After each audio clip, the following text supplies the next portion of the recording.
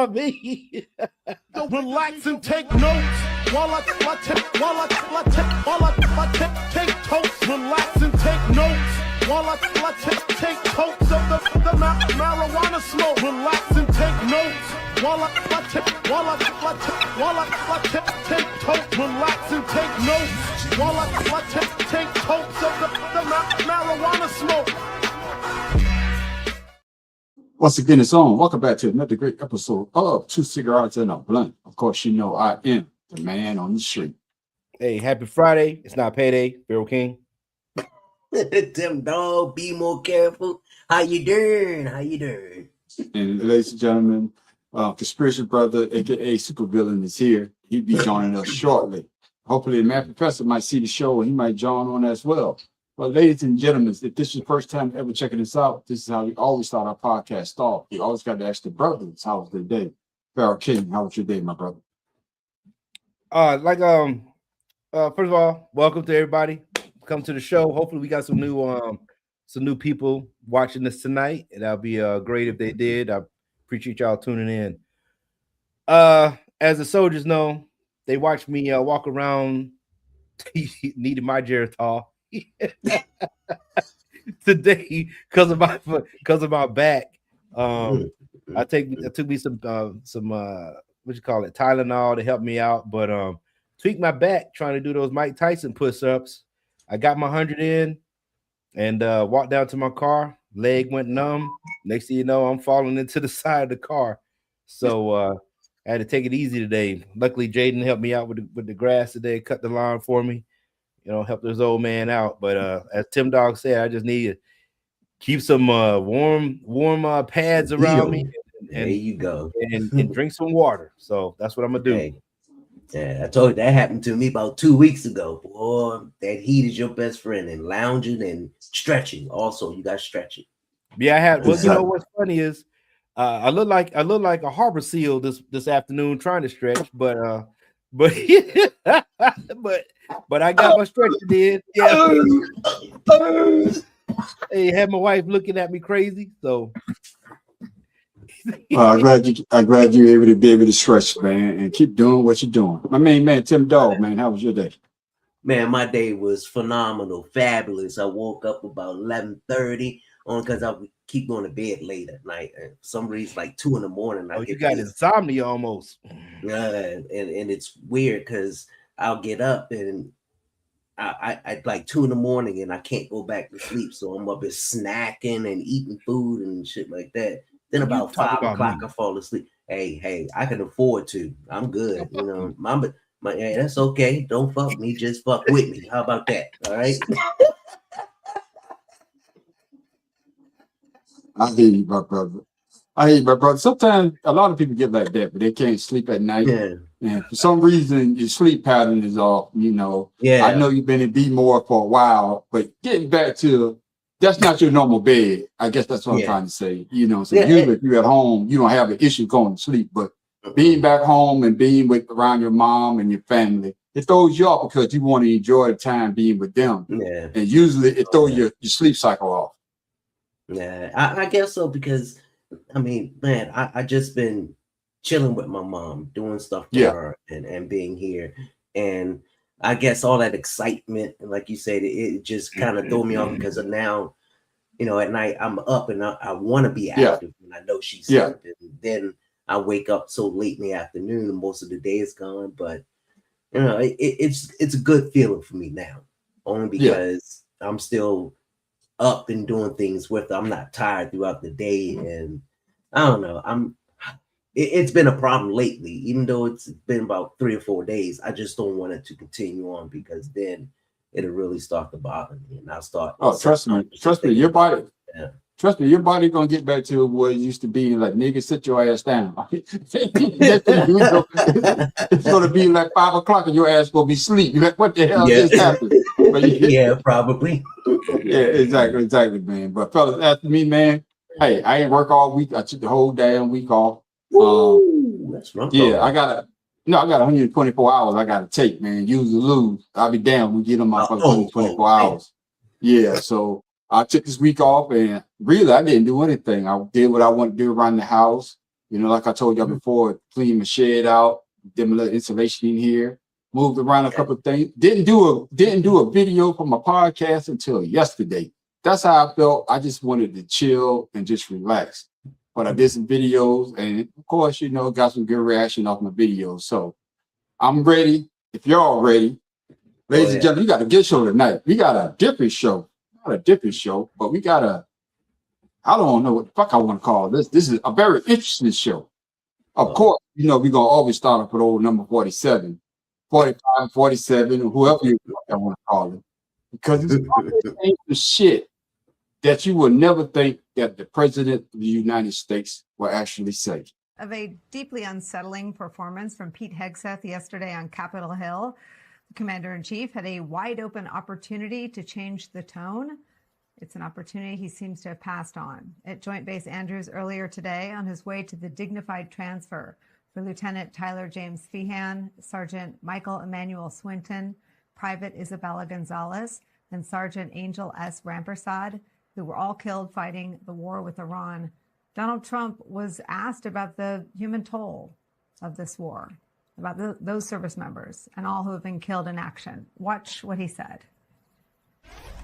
And they are indeed great heroes, actually.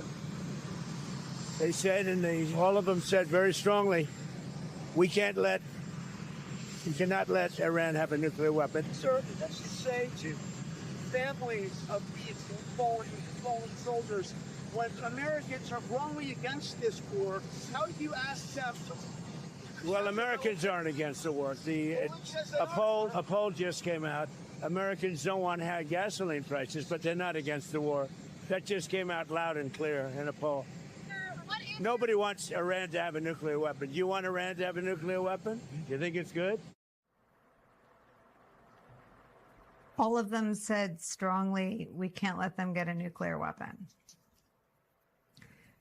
There's simply no historical precedent for that, for an American president discussing the death of American soldiers on his watch as the commander-in-chief, in terms of them all the four who died saying something about Iran's nuclear program, or saying anything for that matter about the price of gas in America. And it should never, ever become normal for the president to put words in their mouths. Yeah, that's the president of the United States saying that those servicemen have lost their lives. You know, condolences goes out to their family. He said that, Tim Dawg, that they say that they don't want Iran to have a nuclear weapon. With that being said, was Trump honoring the four fallen soldiers or using their death to defend his war in Iran? No, he was definitely using their death to promote the war in Iran. I mean, he already knows that the war is unpopular. And for some reason, the only people afraid of him are the Republicans. They're not much afraid of him and what he says. And it's sad because history is going to show that this one man had control where he shouldn't have.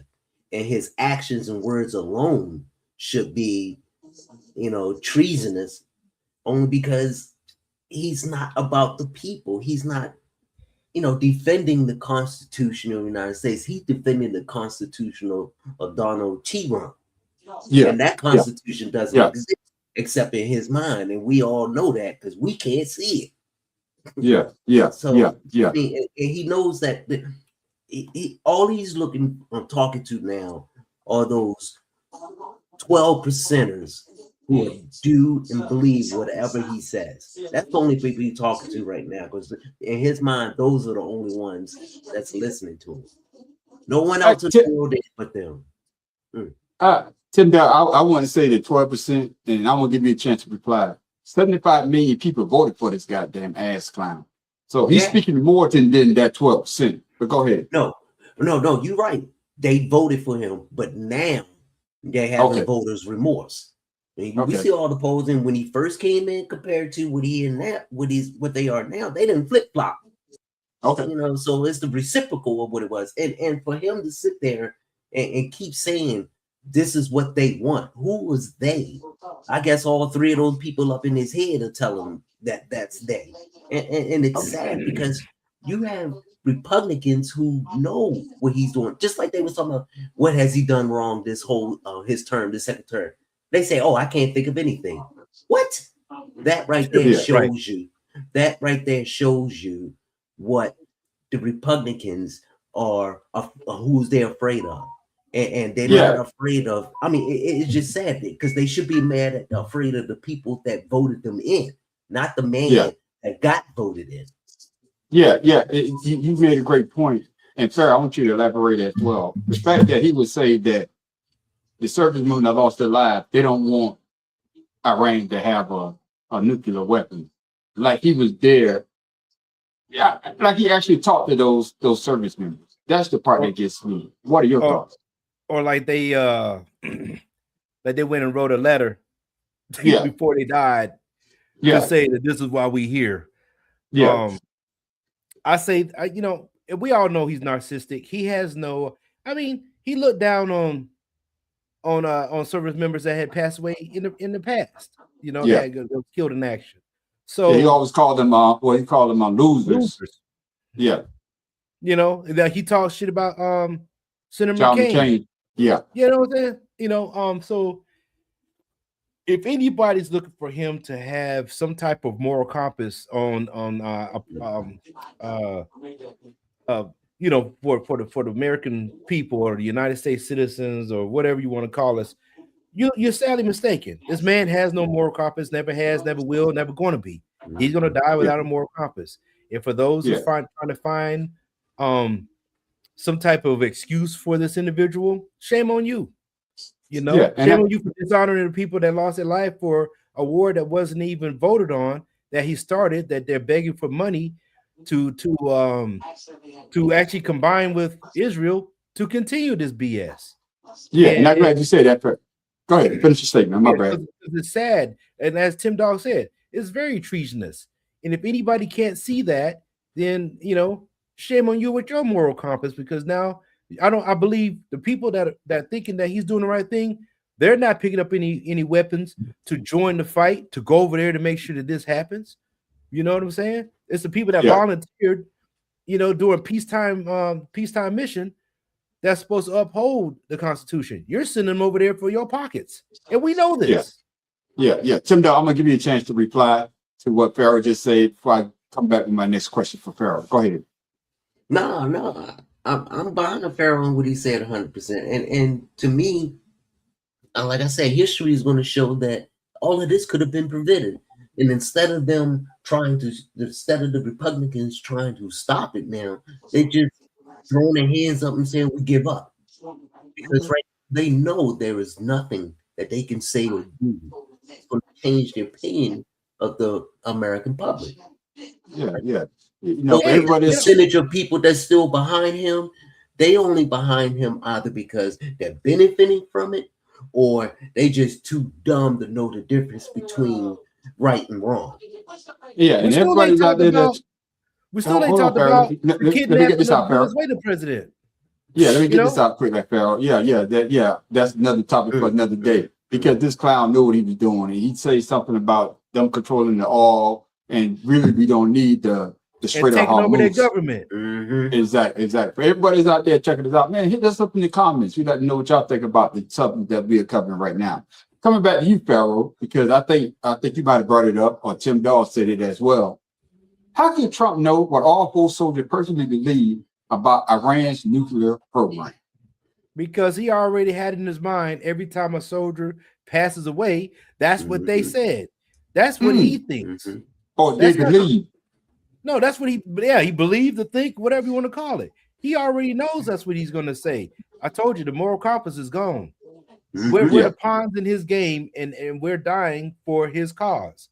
That's just that simple. Him, Hegseth, all them jokers. If they follow him and they supporting them, you know, and shame on everybody in the GOP that voted for the NDAA to pass. Thank you, senators, for finally stepping up to shut that shit down for the second time, because that's a shame. That's just straight up treason to give money, and you want to use the backlog to say that you're trying to give the troops a 5% increase.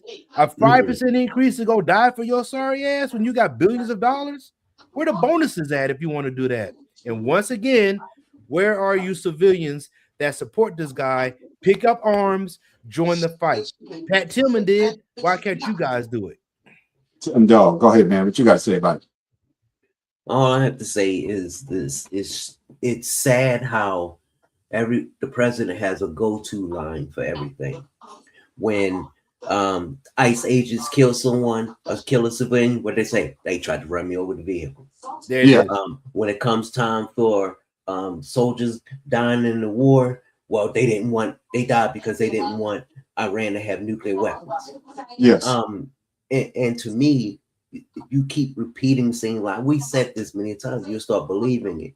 And in his mind, along with his sickness that he's clearly showing signs of, it's just sad that just someone with moral compass, as Pharaoh would say, would just say, hey, what you're doing isn't right. What you're doing right now isn't American. I don't care if I don't support you on anything else in the past, but right now, this is it. None of them are doing it. All they're doing is enabling him to continue on with the lies so that someone else can, face the music on what's going on, which will be them when it comes time to vote. Yeah, that is true, Tim, dog. And it brings me to my next question that I have for you. How could Trump know? No, that's the same question. My bad. Should any president speak for deceased service members without direct confirmation from their families? Because he said this when he was going to get the dignified transfer of their bodies. He didn't talk to the families. He just got out there and said this on a whim. So should any president say something like this, Tim Dog? I don't think any president has said anything like this. Even during World War I, World War II. You think of a president talking about, they died because they didn't want Hitler to kill all the Jews. What? Right. And what kind of shit is that? And this is what he's propaganding out there. The misinformation that he knows isn't true. He doesn't care about the truth right now. It's all about him. Just like he did with the the World Cup champions with Spain. Just like he does with everything. He wants to put his imprint on it because he know he can't earn it.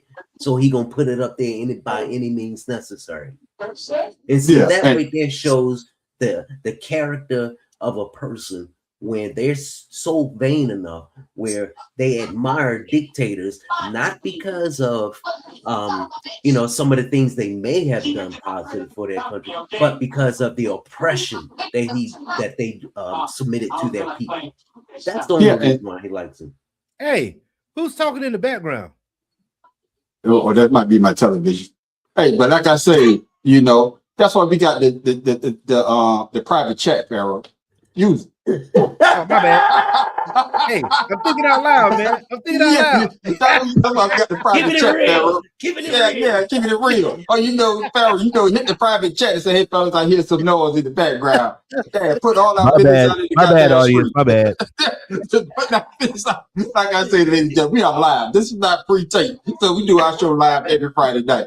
Pharaoh, what you have to say, man? Should any president speak for deceased service members without direct confirmation from their family members? Family members don't speak out for their family when things like this happen. So why should anybody else speak out to what is going on? You can't speak for somebody dead because they're dead. You can't speak for them. Yeah. And all you do is you mourn the loss and you wish the family, prayers, but you can't do that, guys, when you're the one sending them over there to die. You can't do it. Right, without any approval. You sent them there. You own these lives that are falling off. Pete Hegseth owns these lives. Steve Miller owns these lives. Mike Johnson, that stupid Carolyn Lovett that keeps saying that dumb shit as a press secretary. All of them, and the damn the GOP that has allowed it and not brought him up on war crimes yet. They all owe the families for the lives that's lost in this useless and senseless conflict. And I'm glad you say that, Pat. And I'm glad. To make it all bad is that not once did he ever thank them for the sacrifice that they've given to the country. That's not what I'm once saying. did he say that, we are sorry for their loss. Not once did he ever, capitulate anything like that. But instead, he capitulated things about the reason why we should have this war. Capitulated things about what he wants people to think of him. And that right there itself should give the GOP cause for, that's it. Because man, they just voted for the NDAA to pass. Yes. So they're not going to say nothing. They want this money. I would say that he did say that they are patriots. He did say that. That's so I don't know. I don't know if that's enough for him to say, but he did say that these young men and women are. I'm just saying what he said. Now, he just said that they are true patriots who died because they didn't want Iran to have any nuclear weapon. Now that's what he said. So I'm just saying what he said. The context and what he said, like I said. Yeah. No, but even if you say patriots, or however he wants to put it, once again, it wasn't that they died for a cause, guys. Nope. They didn't die. I got that. And regardless if you want to call them patriots, they were patriotic to sign up during peacetime. It has nothing to do with being patriotic. That's defending the United States. Well, so Pharaoh King, I'm glad you say that, because does wearing the uniform automatically mean a soldier supports every political decision behind the war? Negative.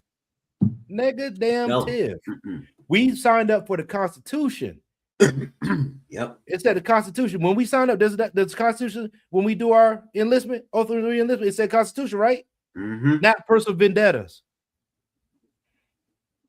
And it also says you need approval. So right now, this war is illegal, which he can be impeached for, which he can be held accountable for.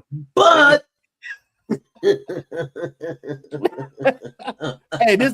dude that just went to the board yesterday and won. Congratulations, Juan.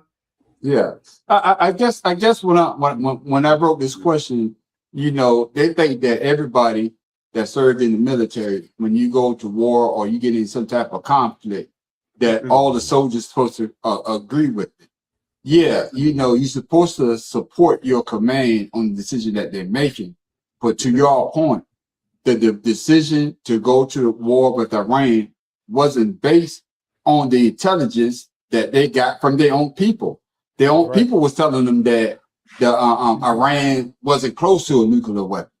You know what I'm saying? They was way off from it. Even Iran said, hey, we don't want a nuclear weapon. What we want y'all to do is get some of the restriction off of us so we could be able to do what we need to do.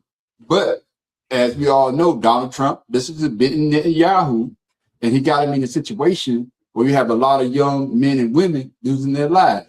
With that being said, Tim Dog, was Trump's statement meant to comfort the families or silence criticism on why the soldiers were placed in danger? I mean, it wasn't any of them, in my opinion. He said that to save his own ass, to cast doubt into what people are saying, to inflict his control over those that he can control, so that they can think the same thing he's doing. Well, they may not think it, but they better not say what they're thinking. So to me, anything he's saying it has no credibility, all the way down to his cabinet members. No one trusts them, but yet no one that has the power to do anything about it is doing anything about it. To me, it's like the GOP is just waiting for November so that they can say, whoo, we ain't got to deal with this no more, and let the Democrats deal with it and fix it so we can talk about them later. And to me, that is wrong. To me, that is cowardice. Yeah, no, you're totally correct, because of the fact that I truly agree with what you just said, that they want Congress to flip. They want the Democrats to be in power. if the Senate, I know that's probably gonna be the hard one, but they want Trump to be impeached. So like you just say, so they can say, "Phew, we don't have to worry about that. I don't have to feel his vengeance of him coming down on us." Pharaoh, I got another question for you. Then Tim, I want you to chime in this last question as well.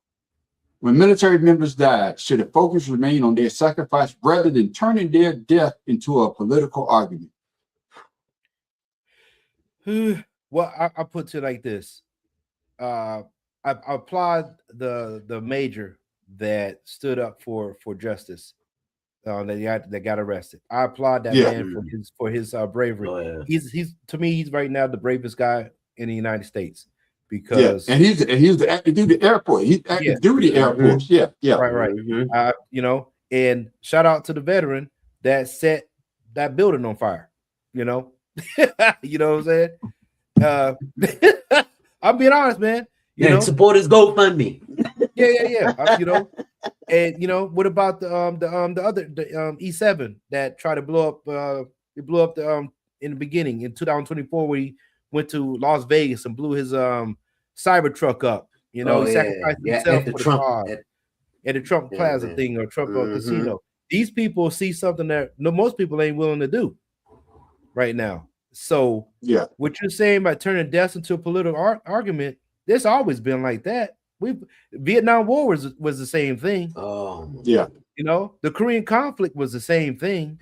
So it's always going to be other people's pockets that we go to war for. Nothing has been brought to the United States, even when they did that 9/11 thing. You know, we know that was we see it. You know, allegedly that was an inside deal for us to go to war. You know, and once again, it's oil. It's always about the oil and the poppy fields. You know, it wasn't about anything else. People losing their lives over other people's property. The second time. Like OPP, you know, we're going back to Nine by Nature. Other people's property got us in somebody's war, you know, in somebody else's backyard, you know. Other people's petroleum. So once again, the military members die because, like I said, the low and middle class are the ones get sent to war for the rich people's pockets. And we know that. Tim Dowd, what are your thoughts? When military members die, should focus remain on their sacrifice rather than turning their death into a political argument? Your thoughts? We see what happens when you turn the deaths into a political argument. With the wars that Pharaoh mentioned, the Korean War, Vietnam War, those were very unpopular wars where people protested to make their voices heard. Just like the guy who did the Cybertruck and everyone else who protested may have been a little obsessive, but they got the point across. And to me, a sacrifice in doing that is worth it when you have people who believe in what you're doing is true. For i.e. Pharaoh, he just said they're one of the bravest people in the world because they're standing up to the man, the establishment. They're letting their voice be heard instead of, you know, speaking in theoreticals instead of in factual. So to me, when you add politics to the death of the service member, all it does is not just discredits the government and their point of view about the war, but it discredits, you know, the human nature in being empathetic towards the death. You know, the reason why they got killed instead of trying to flip it to make it a positive thing for your agenda. And to me, that separates, you know, a hero from someone seeking to be one, a dictator, as we have here, our king. And he's not thinking of the feelings of the family. He's thinking about how people perceive him in this war. So he does that. And that right there shows you he doesn't give a damn. And like Conspiracy Brother said when he first got elected, he's in there for a show. He don't give a fuck about nobody. He's going to see what he can get away with. And as we can see right now, he's still holding true to that. Yeah, and welcome to the show, Conspiracy Brother. For this shit. Yeah, welcome to the show, Conspiracy Brother. I'm not going to ask you any of these questions. I'm saving all my questions for you in the next goddamn topic. But it's a great thing that y'all say, because I did a video about this guy, his last lieutenant, his last day in office. last day in uniform, and he said, "All I want to say, Donald Trump, is F you." He said, "F you" on his way out. Now I don't know how the officers work after you get out, but they could call your ass back to demote his ass. But like you said, he took a stand to say what he wanted to say about Donald Trump. And like I said before in some of my videos, is that you don't use those soldiers' deaths to make the Iran war seem as though that this is something that they wanted. And on top of that, you know, I did a video earlier today. I don't know if you heard about them actually reducing the number of casualty from 18 to 14. Because they're saying that those service members' lives are basically that when they die, they have to ceasefire, which is asinine to me. You know what I'm saying? That just shows that it's a slap in their face and their family face. But that's just my personal opinion. Fellas, no, that's the opinion. Fuck the personal opinion. That's the opinion. I know you're speaking for yourself, but I'm going to sit there and say, no, that is the opinion, because when they put that out there like that, guess what? Like you said before, you have made this a political statement now. You have used their lives to say they wasn't fighting when they lost their lives, but they were over there to lose their lives. That's the opinion. Okay, yeah, like I said, I didn't want to speak for y'all. Can't have it both ways. I didn't want to speak for y'all. I can only speak for me. You know what I'm saying? I can only speak for me. I don't want to speak for y'all. So, hey, y'all, Spiritual Brother, you muted, man. You know, like I said, I didn't want to speak for nobody. I just want to speak for me. Spiritual Brother, like I say, ladies and gentlemen, you got to enter the show. We had to get old number 47 out the way, because we could talk about that shit all goddamn day. But Spiritual Brother, you came in at the right goddamn time, because I know you was at this damn white party with P. Diddy. And you told me about it. Every time I come in your crib, you have nothing but baby all in every goddamn room. Johnson and Johnson, baby. But your boy P. Diddy got into a goddamn fight. We have breaking news. Rapper Sean Diddy Combs is in solitary confinement after a source says he was involved in a prison fight. Combs is serving a 50-month sentence in a New Jersey prison for transporting sex workers. The source says the fight started with a remark from the other inmate. It's unclear how long Combs will be in solitary confinement. He's expected to be released from prison in 2028. My main man, Conspiracy Brother, a.k.a. Super Villain. Does this prison fight show that Diddy is struggling to adjust to life without celebrity protection?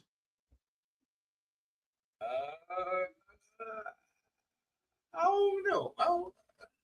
Is he struggling? He still got money, so he can buy protection. I just think he needs his name in the media.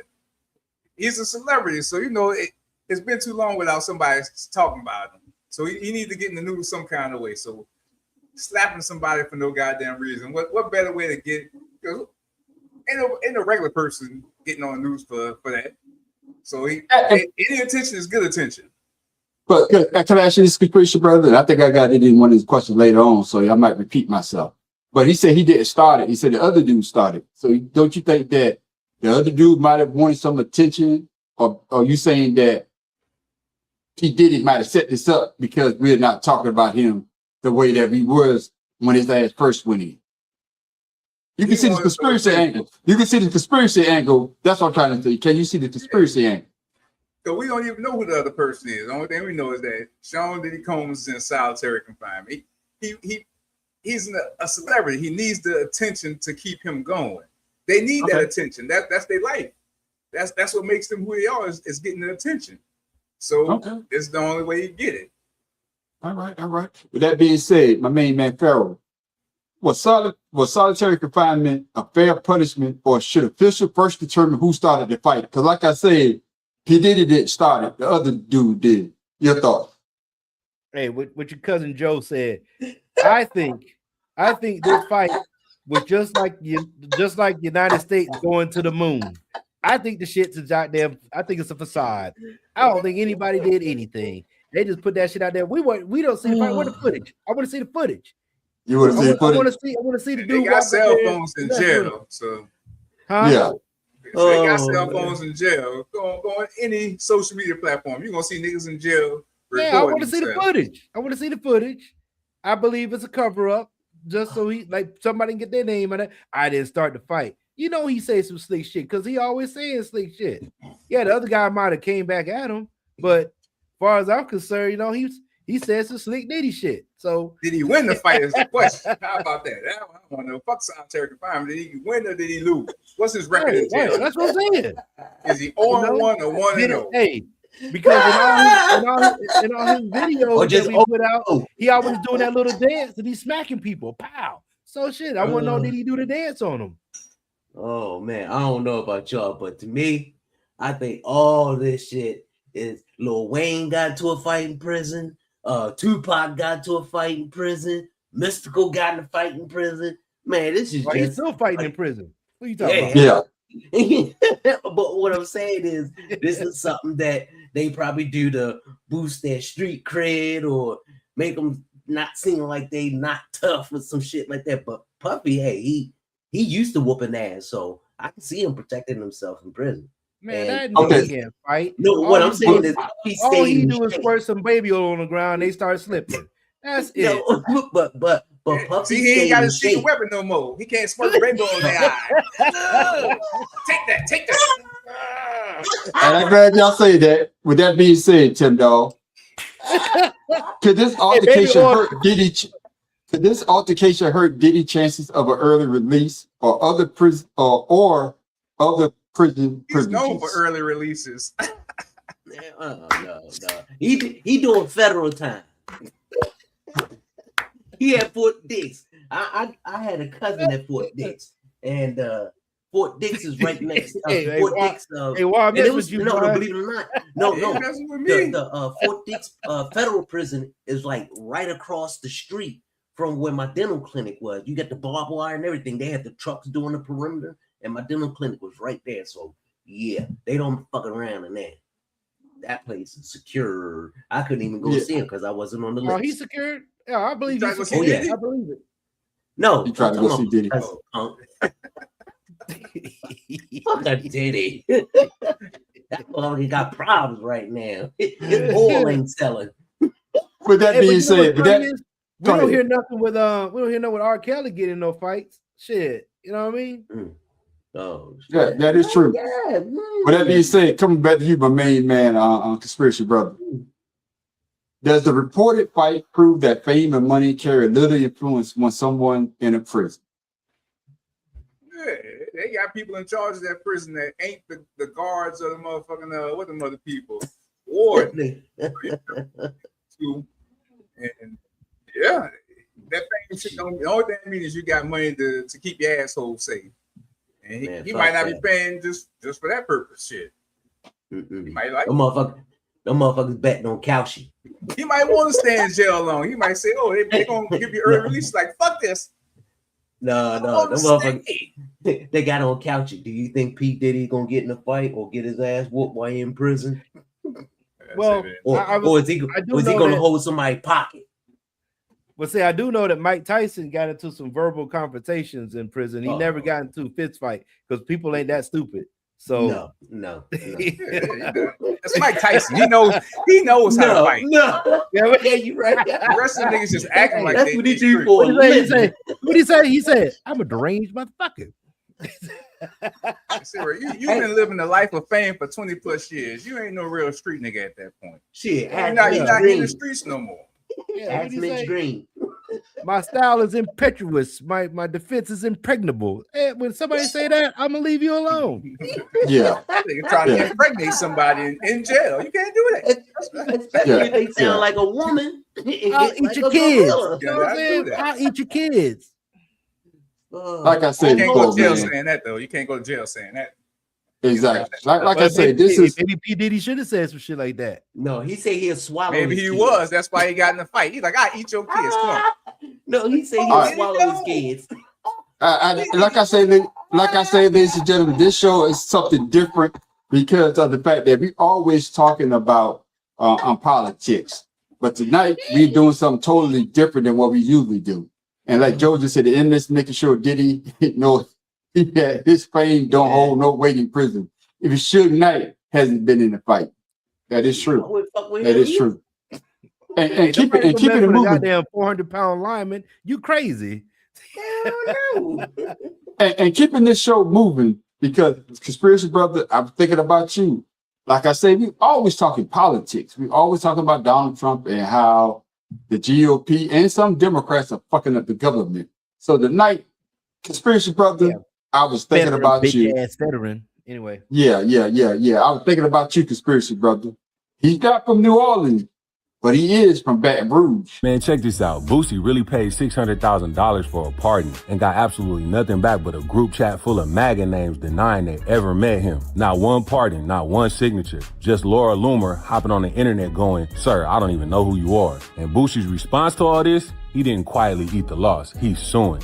He's tagging politicians on X and he's demanding receipts from half of the Republican Party. Boosie basically dodged real prison time and walked out saying that he was blessed and ready to get back on tour. And right there in the same breath, he told everybody he was going after a pardon from Trump. So this pardon chase has literally been in motion since January. So last October, Boosie hires two guys, Jacob Wohl and Jack Berkman, to speed up his pardon request. And I need y'all to sit with this for a second, because it gets funnier. Wohl and Berkman are both convicted felons themselves, previously found guilty of running an illegal robocall scheme targeting black voters back in 2022. Boosie paid $600,000 to two guys with their own federal case for voter intimidation to go get him a pardon. Bro, that's like hiring a fox to review the chicken coop security footage. And it gets even wilder. Boosie claimed these two told his lawyer that Trump had actually signed the pardon on New Year's Day, so nobody would double check, except no pardons ever came, no announcement, no nothing. So now Boosie starts taking names. This is when Boosie stopped waiting patiently and went full internet detective. He posted a tweet basically naming a whole MAGA Rolodex: Laura Loomer, Erica Kirk, Mike Johnson, Nancy Mace, Andy Biggs, and demanded that they make a truthful statement about having contact or no contact with him. He basically tried to subpoena half of the conservative media through the reply section. That's not how legal discovery works, but I respect the hustle. And Laura Loomer, she actually responded saying that she has no idea who Boosie even is and had never heard of his case,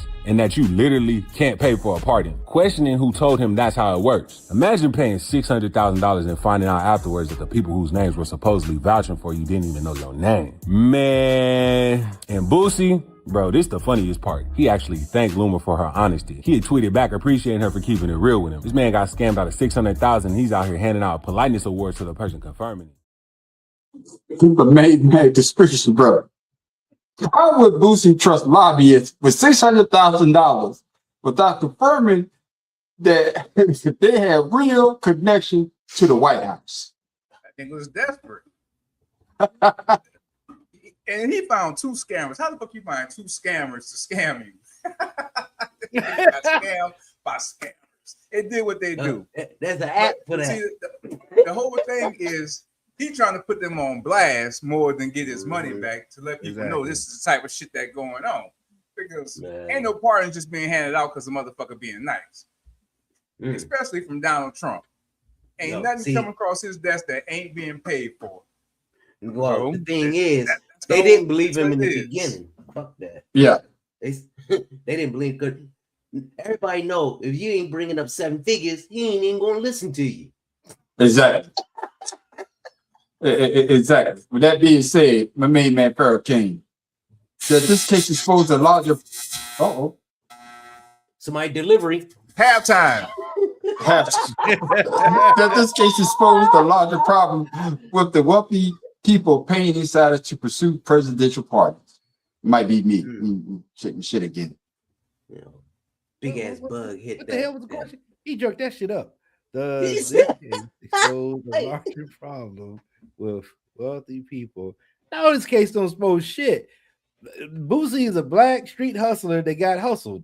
That's all that shit's about. That's all this is about. This dude went to jail for the dumbest reasons, and then you expect to come out of jail and have some street credit or street knowledge to pick up, like Supervillain said, some more scammers, because you're a scammer, and you expect this to play out well? Come on, man, get the hell on. That shit that had nothing to do with no presidential pardon. Hey, listen. He wanted to expose, because like I said, this ain't nothing new. They pay for pardons. And he's trying to say that this is what's going on, and my shit ain't get through, so now I'm about to tell. He's snitching it, basically. He telling. I'm not disagreeing with you, but because he's black in his history, this shit ain't doing nothing for him. He shouldn't have came with. If he would have said, all it did is say all 2 it did was say, now look at us, we're talking about it. Like, how would your dumb ass? Why are you trying to expose some people when you know this shit is what we already know this happens? he tried to like Donald Trump tried to scam us out of a $1.8 billion hush fund for his January 6 rioters. You can't be any more blatant than that. You think $600,000 even touches 1.8 billion to pay people that kill police officers? Boosie, you wasted your money. You should have kept the money and just kept it moving. Yeah, you know what? I apologize. In Boosie's defense, though, he may not have done it intentionally, but inadvertently, it does have people talking like, well, we never had the discussion before, people talking about paying the president, and then it's already out there that the president is using pardon power to get money. So the only reason why it's not being investigated, it's not being done anything about it because the GOP runs the House and the Senate. There's no oversight over it. But now it's on the table. But now it's something that's on the table that people are going to start questioning. You know, they still got good people in the government who knows this fucking and like to get to the bottom of things. So somebody gonna start investigating behind. Yeah, once the GOP gets out, that's the Senate's job. I mean, Congress' job, oversight over the president. If there's no oversight, the president can do whatever he wants. And now there isn't any. So hey, let me hop in here quick, like, because y'all brought up a great point, and Pharaoh, I want you to answer this question if you can, because y'all brought up the point about Boosie should have known better. But should people criticize Boosie for trying to avoid prison or sympathize for him for allegedly being deceived? No, I have no problems with that. I just believe he should have picked better people. Yeah, you know, I think he should have picked more credible people, not the ones that are known for what. If he did or didn't know, whatever case, I'm pretty sure he could have got some credible people, you know, because he is known. White people know this dude. It's not like he's not known in any community. Yeah. So, you know, with that being said, I praise him for doing what he do. If I had the money, I'd do it. Everybody else is doing it, but I just think he got the wrong people and the wrong folks to stand behind him. That's all. Yeah, just like Joe just said. Joe just said that Boosie, a felon that trusted two fellas that was doing some felonious action. It's a lot of felons going on. Yeah. So Joe, you're right. Boosie picked the wrong damn person to try to get his conviction or to get a pardon. But like you said earlier, Tim Dawg, everybody has been giving Trump money so they can be pardoned, because he's pardoning some people that we say to ourselves, man, these motherfuckers should be in prison for the rest of their damn lives. And some have went back to prison.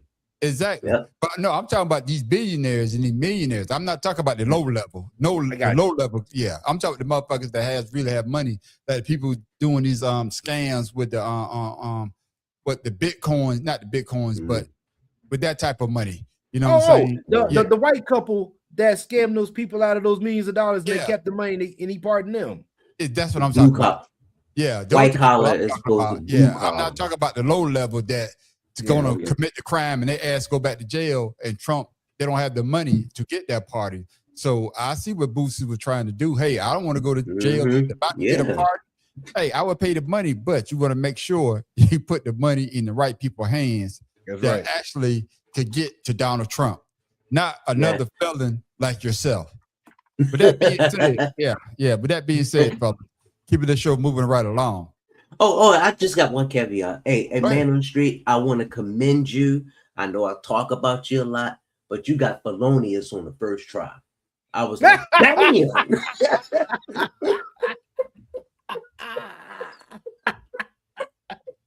Hey, Tim Dawg, I would drink to that.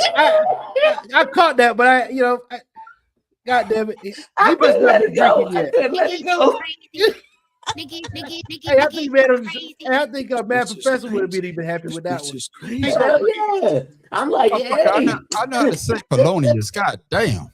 Y'all motherfucker, man. Fuck you. Oh, he ain't been drinking enough. That's what it is. No, I've been drinking enough, but I know how to say felonious. God damn. No, I'm just messing with you, man. I had to get you happy and smiling. Oh, fuck that. I'm laughing at his ass. That shit was funny. God damn Fuck it. y'all, man. Fuck y'all.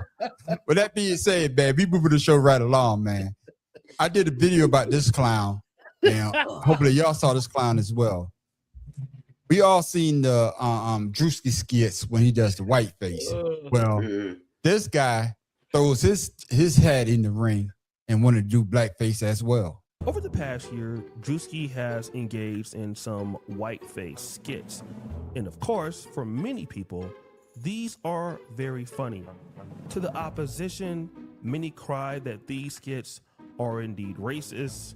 And if the shoe was on the other foot, black people would complain if white people did blackface. But to support Drewski's argument, whenever white people do blackface or anything of black and brown people, they do this. What Drewski does to his white characters is that he adds context and texture to the character. However, this detail was clearly overlooked by the opposition of Drewski.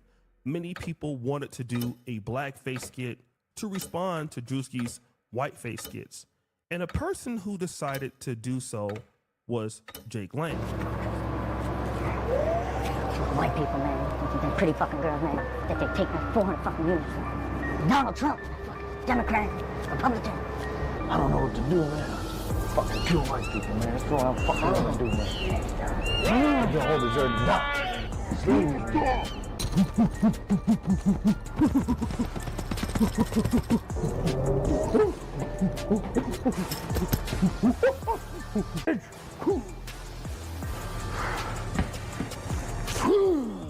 I got that white bitch. For 400 years of slavery, I got that white bitch. Bro King, I'm coming to you first.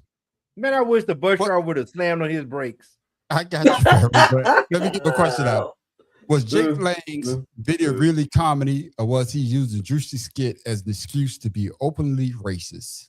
Well, I would say with his title of Clown Vision, he really portrayed a good clown. So that was a perfect title for his whatever bullshit that he's doing. No, he didn't put that on there. Jake Lang, man. What do we expect? Yeah. He just got beat up in LA doing BET Awards. So you know, of course he's gonna have some hate in his heart because his ass shouldn't have been there in the first damn place. So yes, he is definitely a racist by all means and definition of the word. Man on the street, what happened to you? Stop. All Strike pose. Doom, doo, doo, doo. Doo, doo, doo. Brian, you alive? Nigga, move, do something, breathe, do something. Hell. I'm trying to be like man on the street. Let's see. Hey, listen, I paid my bill. He down the street. He might be on that other shit. I don't know. He got that turtle Wi-Fi. Y'all, come on, man. Y'all know that Jake Lang is by far, he's the new Chud the Builder. He's gonna get done up soon one day too, because he already got tossed up a little bit in LA. You're gonna get in front of the wrong people, and we're not gonna hear about you no more. You're gonna be just like damn Chud the Builder going to prison because you keep making these videos which incriminate you. And I'm telling you, after November, he definitely is not gonna have a platform because they're definitely gonna take his ass out. And see, that's what I was about to say. You know, when and he made a good point as far as, you know, why white people shouldn't do blackface, because when they do, like you said, Pharaoh, it's their excuse, their way of exploiting a racist comment. Whereas Drewski didn't do that. He did a skit with a white guy doing crazy shit. He did a skit with a white girl doing, not one of those skits did he ever say, "Oh, we gonna get these niggers." Not one. But he didn't even say the name. He didn't say, he didn't say the name of who he's portraying. People that took that upon themselves. Right, to assume that that's what. But he you was notice they didn't talking say nothing when he screwed around with the black pastors. Yeah, and with that being said, coming to you, conspiracy brother, can Drewski whiteface satire and Jake Lane's blackface response honestly be treated as the same thing, considering the history of blackface? Like I already told you, I really don't give a shit. Shit wasn't funny, so.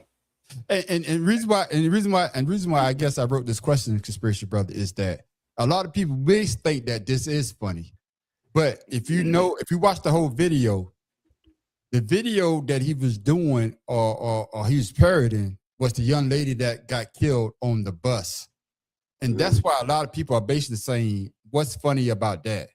What's funny? The young lady that got killed on the bus in North Carolina, with a guy that had a mental issue, pulled out his knife and stabbed her. That's why he said, "I got the white bitch." If you get a chance, I can't pronounce her name, but that's what he was parodying: the killing of a white woman on a bus in North Carolina. But see, white people should be more offended than that than anything in hell. That's why I say this happened last year. That's what he chose as his skit to perform. Like I said, I don't give a fuck if you do blackface and it's funny and it's good. I don't really care. Like you said, Robert Downey Jr. did a great job in Tropic Thunder. Yep. And like I said, to me, it's almost like he race bait. He's trying to make people up. He did that with the intention to make people upset, and that's it. He wasn't trying to put a skit on for entertainment purpose. And Drewski got a pass because he half white and half black, so he could do it on both sides. He could do it on either side. And you made a great point, Conspiracy Brother. And it even said that in the video, they said that Drewski took his time. He wasn't being derogatory. He was just doing what the person actually did and expounding on it. This guy just took blackface, dressed up as Drewski, and because as far as I'm concerned, and I can't speak for my other brother, y'all can speak for y'all. I never seen y'all make monkey noise walking around. I never seen y'all get on a bus and say, "Hey, I can't stand," or any other black person say that, "Hey, I can't stand white person, so this is what I'm going to do." You made a great point, Conspiracy Brother. When white conservatives or white Democrats or independents or whoever see this, they should be offended because he just made y'all look like a goddamn fool, basically saying that this is how y'all think about white people. I mean, think about black people. Yeah, which is asinine to me. So he made himself more look like an ass. Tim Dawg. All right, Drewski should dress up like a little white boy, carry an AR-15, go around shooting in schools. Would you like that? Because that's basically what you're doing. You sitting around saying that black people go around acting like monkeys, killing white people on buses. So we're gonna say white people act like psychomaniacs going around shooting kids. Yeah. Now, you don't like that parody. So to me, you're trying to, like Farrell said, put out your true feelings about black people in a racist skit, whereas Drewski was doing, like Joe said, a skit that was funny. Yeah. Had nothing to do with race at all. Nothing. But his had every inclination of it. Come on now. And the fact did have something to do with race because he dressed in whiteface, so you can't say it had nothing to do with race. But then again, he just took it in a different direction. No, it wasn't. The skit wasn't about racism. That's when if I say race, I mean racism. Hey, the skit wasn't about racism. Nobody said nothing when the Wayans brothers did White Chicks. That shit was funny. And what? Yep. No, that movie was trash. No. I'm saying that was funny. They didn't. Yeah, that was funny.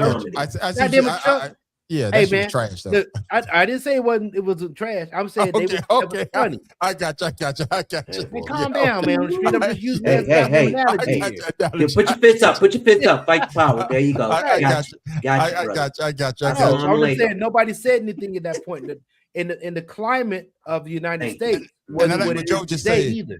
And I like what Joe just said. The same thing that you just said, Farrell. Basically, land use stereotypes instead of actual experiences. Yes. You know what I'm saying? So yeah, I totally agree with that. And I'm gonna come back to you quick, like on Conspiracy Brother, because of the fact that you brought up something, and I want you to expound on it. Hopefully, this question encapsulates what you was trying to say. You heard that, Tim Dawg? There you go. Yeah, I heard you. Was Lang genuinely offended by Drewski's skit, or was this simply a public stunt designed to provoke outrage and gain attention? Because you brought that up.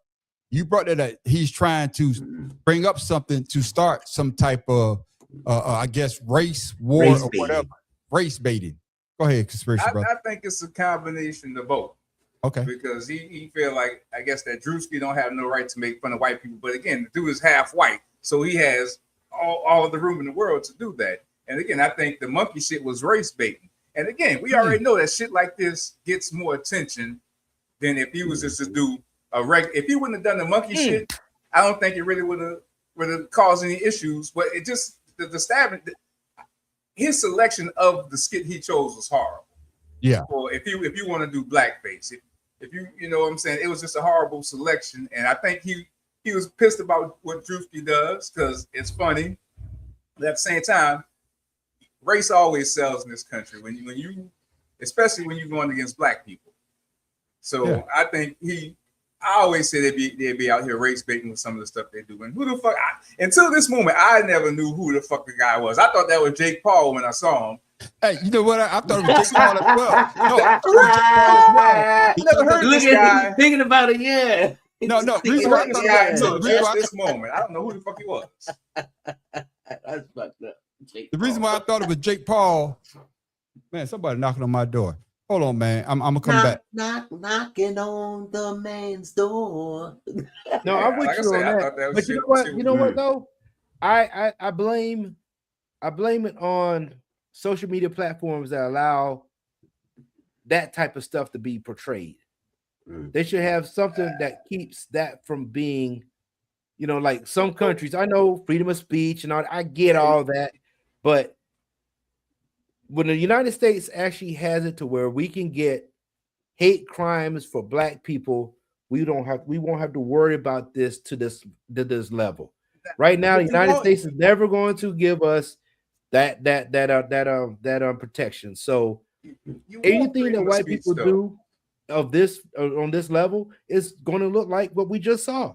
And on top of what's that pastor that we was talking about out west? They're trying to push that same ideology through the church that we talked about last. And saying that in the Bible, saying it's yeah. So that along with what this Lang bitch is doing, all they're doing is fueling those people that's building those little Arkansas villages and stuff like that, in the middle of the doggone country, and then sending people to South Carolina to do fight clubs because they're fighting each other. They're not gonna fight us.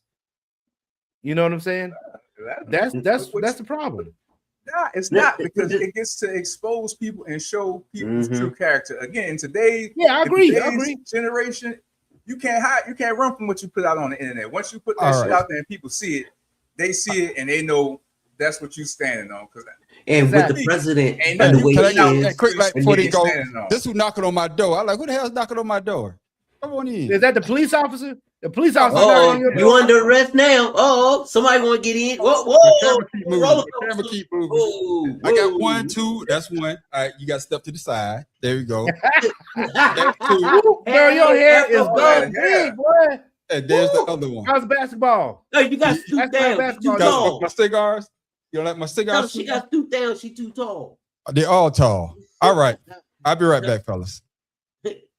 This dude is in and out like a thief, ain't he?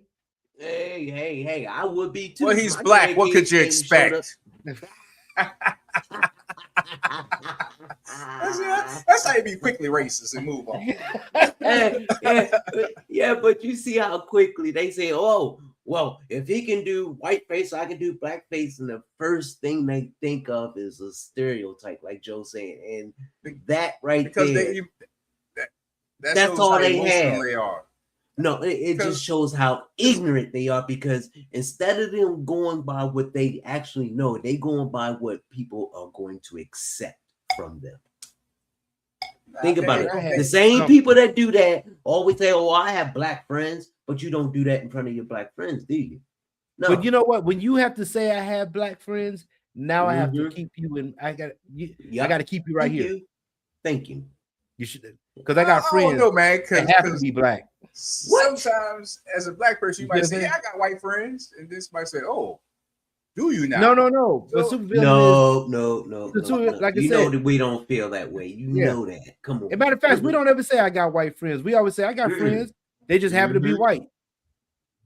Yep. It's just like we don't have to prove what Bill Burr said. How Bill Burr said, if you say that Asian motherfucker, you don't hear it. But when you say that motherfucking Asian, whoa, calm down. Yeah. You see what I'm saying? Bill Burr said, if you just took that and moved it to the other side, it's an invisible word. Exactly. Hey, fellas, I apologize for that, man. My grandkids can't. No apologies. Because I was just saying, I'll be doing the same fuck thing. As a matter of fact, I'll holler at y'all next week. And like I said, Conspiracy Brother, I've been thinking about you with this segment tonight. Conspiracy Brother, I saw this shit, and I think you actually said it. Hold on, me play this video, then I gotta go say goodbye to my grandkids. Hold on, I gotta find it. Let me find it. Yep. Here it is, Conspiracy Brother.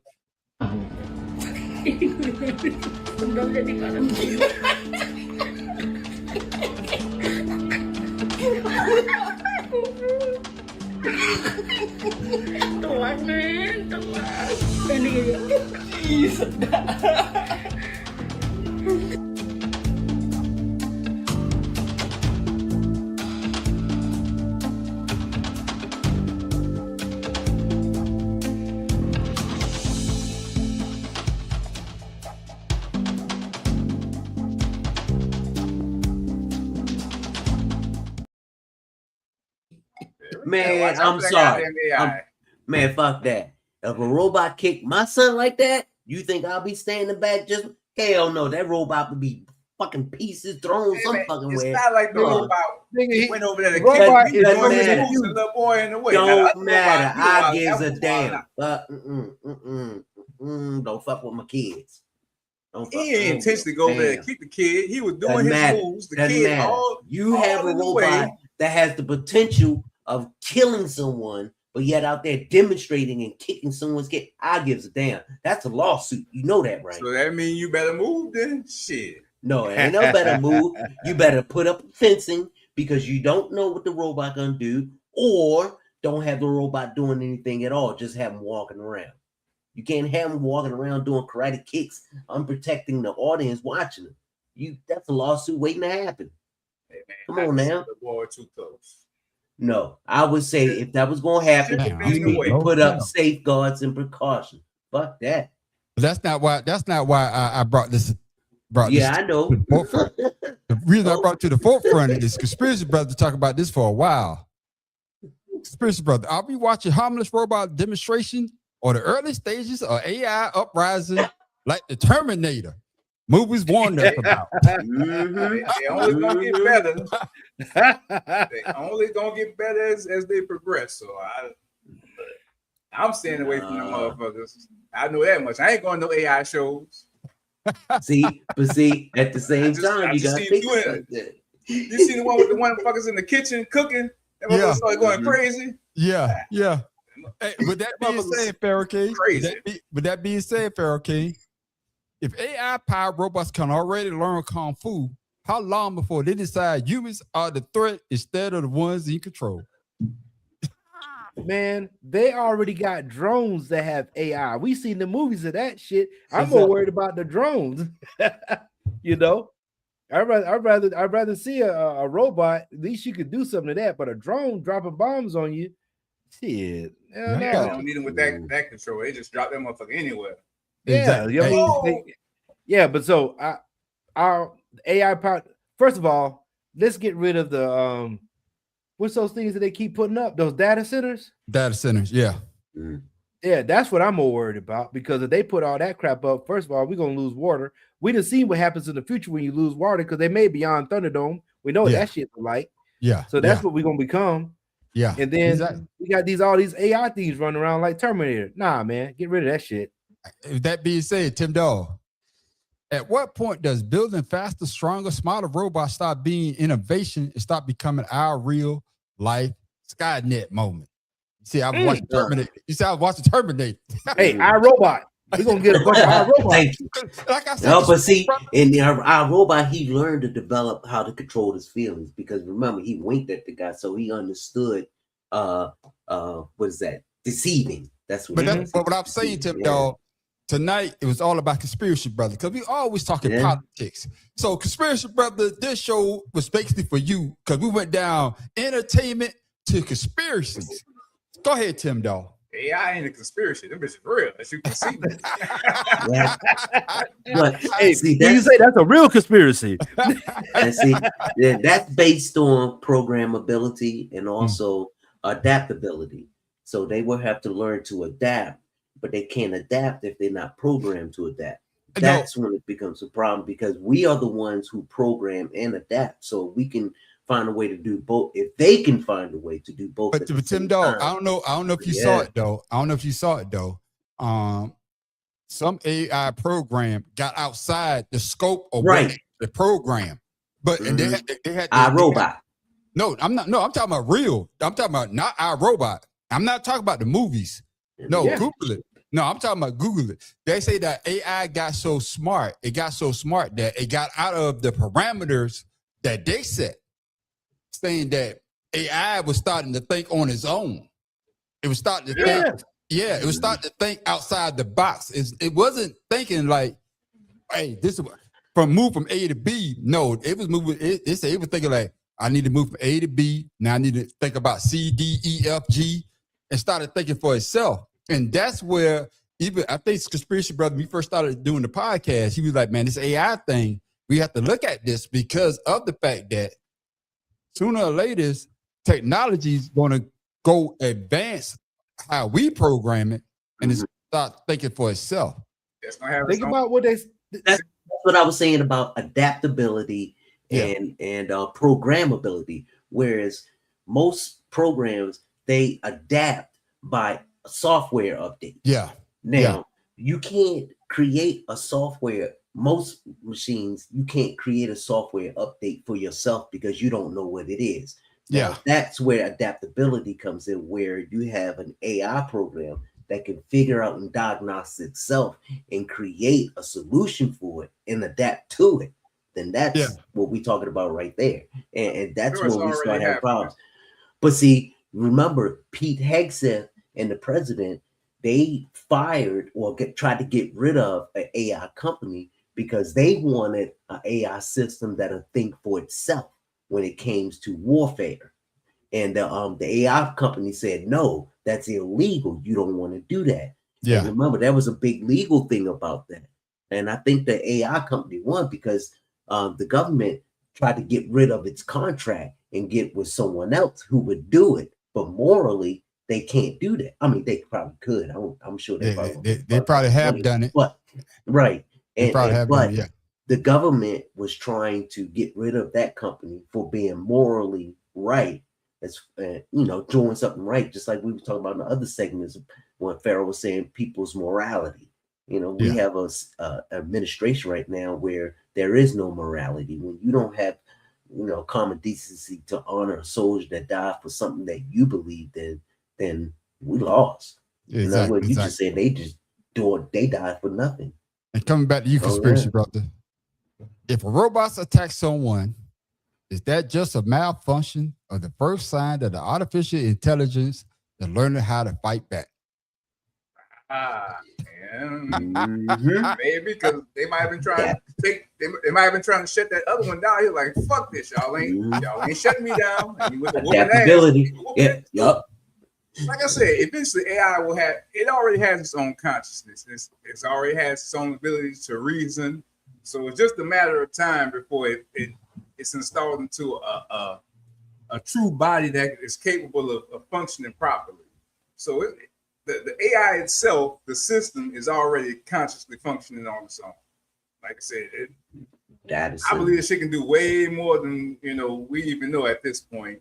And now we don't want to put that necessarily into a body just yet. Yeah. What you got to say about it, Pharaoh? They want to do that shit. Yeah. What you got to say about it, Pharaoh? We outside the box here, ladies and gentlemen. He's scared. He's scared. Yeah, like I said, we outside the box. We doing something a little different tonight. We going to Terminator style. We going to Skynet. We love you, AI. Well, I mean, think about it. We don't have no. Wait. When you can control quantum physics, that's crazy. Yeah, You go back and get on board. California, they have their the first automated restaurant. Yes, That's AI. Yes. So, Totally, everything's automated. Yeah. Yeah. All So, robots. What they call it? Autonomous restaurant. Yeah. So hey, with that being said, did y'all see the shit, Pharaoh? I mean to cut you off. Did you see this thing? I wanted to put it on our after show where the guys was in this autonomous vehicle. They were driving down the damn street. They had some fake guns and they were doing drive-bys. And the goddamn autonomous vehicle called the police on their ass. They were black kids. And they got arrested. Yeah, they were black kids. But I'm just saying, cameras. But what I'm saying is that the autonomous vehicle was like, this shit ain't right, and called the police on their ass, and their ass went to jail. Yeah. But most autonomous vehicles are monitored. I got that. I'm just saying. They probably saw it. Yeah, all the time. I'm just saying that's some crazy shit. But Pharaoh, I cut Pharaoh off. Pharaoh, finish your thought, man. I mean to cut you off, my brother. Go ahead. No. I mean, because a lot of people don't even want to get in those cars to like the taxis. They don't want that. Was it Waymo? No. What was it? Yeah, Waymo. Oh, that's Total Recall. They don't want to get in the Total Recall. Yeah, Total Recall. Yeah, Total Recall. Yeah. You know, it get driven around anywhere. So, even what was that movie too? The one with Wesley Snipes came back from the Ice Age. Oh, that's Demolition Man. It's Stallone. Demolition Man. Demolition Man. Yeah, I was just watching that today. Yeah, we don't want to see that yet. Shit, man. Because technically, if you think about it, the movies that before 2000, they were saying after 2000, we were supposed to be having flying cars already. Yeah, you know, it's just like how did Lawrence Fishburne say this when old girl was trying to find Superman? She goes, "What would you think with the public if they found out that we had an alien here?" This is the same thing with this AI stuff. We're not ready for that because of the climate of the United States and the type of shit that we got going on. We don't want to see AI because they already proven that they can do AI that can do police. They have a little experiment. They had a little AI robot, and anytime a white or a brown went by, the little robot would beat the black one. But the brown one, it would hesitate. The white one, it would not move. So every time the little black speck went by, it would beat the shit out the black one. Yeah. I invested in now. I invested that was in made that in Argentina. No, I invested in that that program. There's an actual I guess you can invest in it. I did invest a couple of dollars in it. I ain't made the money out of it though. But hey, you know, shit. It is what it is. No, I want to see that because we're gonna have a bunch of iRobots. Get in your house. There is a curfew. We don't want to see that shit. Yeah, like I say, like that one with Jamie Foxx with the plane. Yeah, exactly. Oh yeah, that movie was garbage too. I just y'all better start watching these AI movies and see how they be destroying these things, so you can start getting that stuff around. You want to survive. That's new survival. I guess the reason why I want us to talk about it is that because AI is so great. Even my wife, she say I be having a conversation with chat. Chat be talking back to me, and I'm sitting over there like, oh, okay, you talking to somebody that's not real. But she was like, they have a whole Donald Trump did. That is true. That is true. Donald Trump, hey, and like Supervillain said, you can't copyright it. So hey, thank you for that, Supervillain. You know, I be getting these motherfuckers up in the goddamn head. It's gonna be a while before flying cars. George Jefferson turned 3 July 31st. What the fuck, Joe? What the hell? This is a while before flying cars. George Jefferson turned 3 July 31st this year. I think you meant to say 30. 30, okay. I mean 300 or some shit. I don't know. Yeah, I'll get ready to say, damn, you just fucked me up with that one. Oh no, 3 because this is the year that was flying in the car. Oh, okay. That's like because of the in the cartoon. Oh yeah, it was 2023. Oh, okay. Well, Joe, thank you for that. Was it 2030 or something like? Yeah, you're right. Yeah. All right. Well, sooner or later it's gonna happen. But conspiracy brother, I was thinking about you when I put this show together tonight. You didn't come in on the politics part, but you came in on all the entertainment and the conspiracy part when we talking about AI. But ladies and gentlemen, before we go, we always like to give you something to think about. Useless Something funny. I like that. Better yet, well, that's what we got you for, useless information. Where the fuck Tim Dog get that from?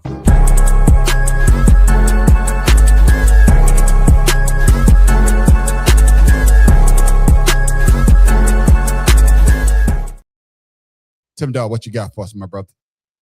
What I have for y'all today is just a little history of Baltimore. Growing up, we had in the city, it was illegal to operate a motorcycle, dirt bike within the city limits.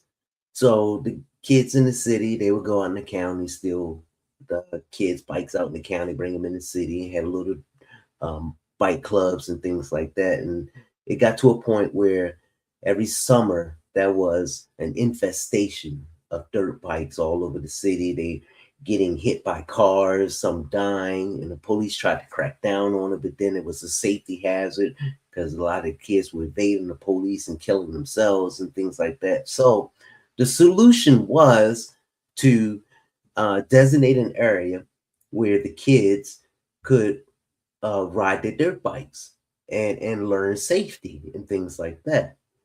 So it was petitioned by the city and the residents, but it didn't go through only because who knows.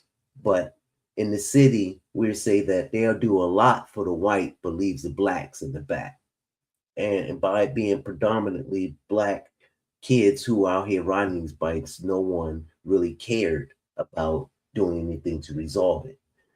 Once again, this year, I'm here in Baltimore, and as I come every year, I hear the dirt bikes, the four-wheelers, the trikes, and everything, but now they're taking it serious, whereas there's private donors and people who want to see these young kids achieve something other than a criminal record for a misdemeanor charge of joyriding on the dirt bike.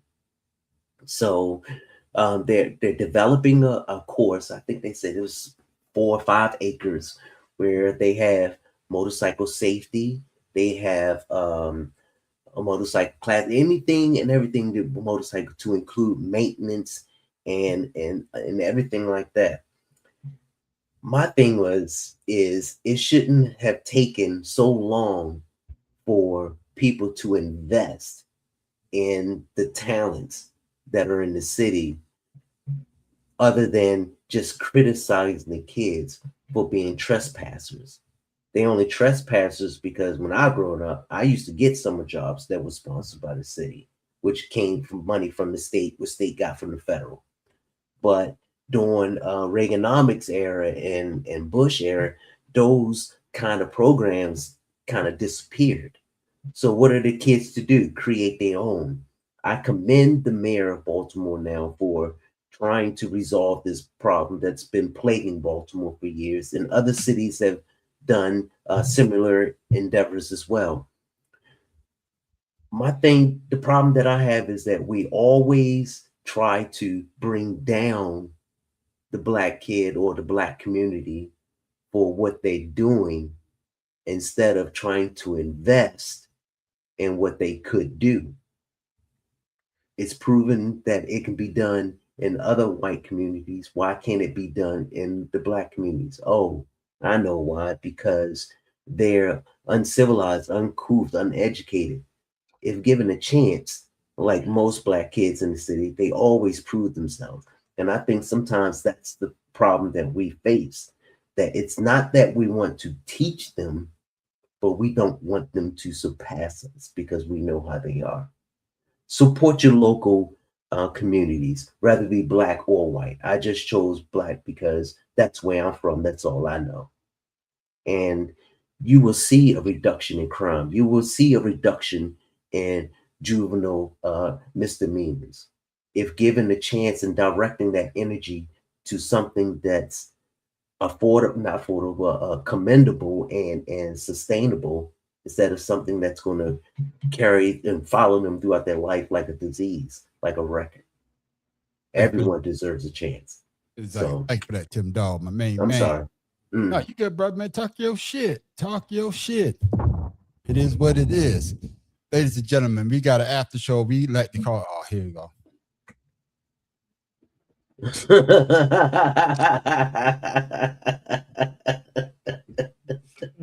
Ladies and gentlemen, we got an after show. We like to call it Ash. Little late there, Juan, but hey, I appreciate it. Yeah, Juan a little bit late right now. God damn, boy, I tell you, boy. Juan, see, this is why Juan, we be calling. This is why I never call ice on your ass, because you always fucking us up with your shit. But ladies and gentlemen, we also got us. God damn it, I can't stop laughing. Take your time. Juan fuck me up, man. Hey, Joe, yeah, that movie with Charm City Kings, that was about a motorcycle group. It wasn't an actual group in Baltimore, but there is a Charm City. There used to be one in Baltimore. And they did shit like that. They got caught up with that shit in damn Philadelphia too. So yeah, in Philly, Boston, all of them down East Coast, New York, all those cities. Whereas blame the Rough Riders for that shit. Exactly. Ladies and gentlemen, you come to Orlando. They out here with them e-bikes, running these streets crazy on them e-bikes. Ladies and gentlemen, everybody got a charger. Ladies and gentlemen, usually we do our closing statements, but we're gonna go right into our goddamn after show that we call Ashed Out.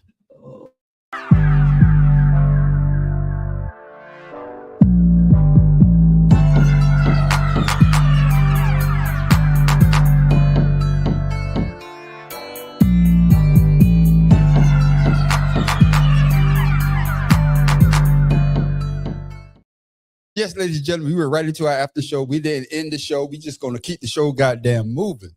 When Ashed Out, this is where everybody gets the chance to talk about what they want to talk about.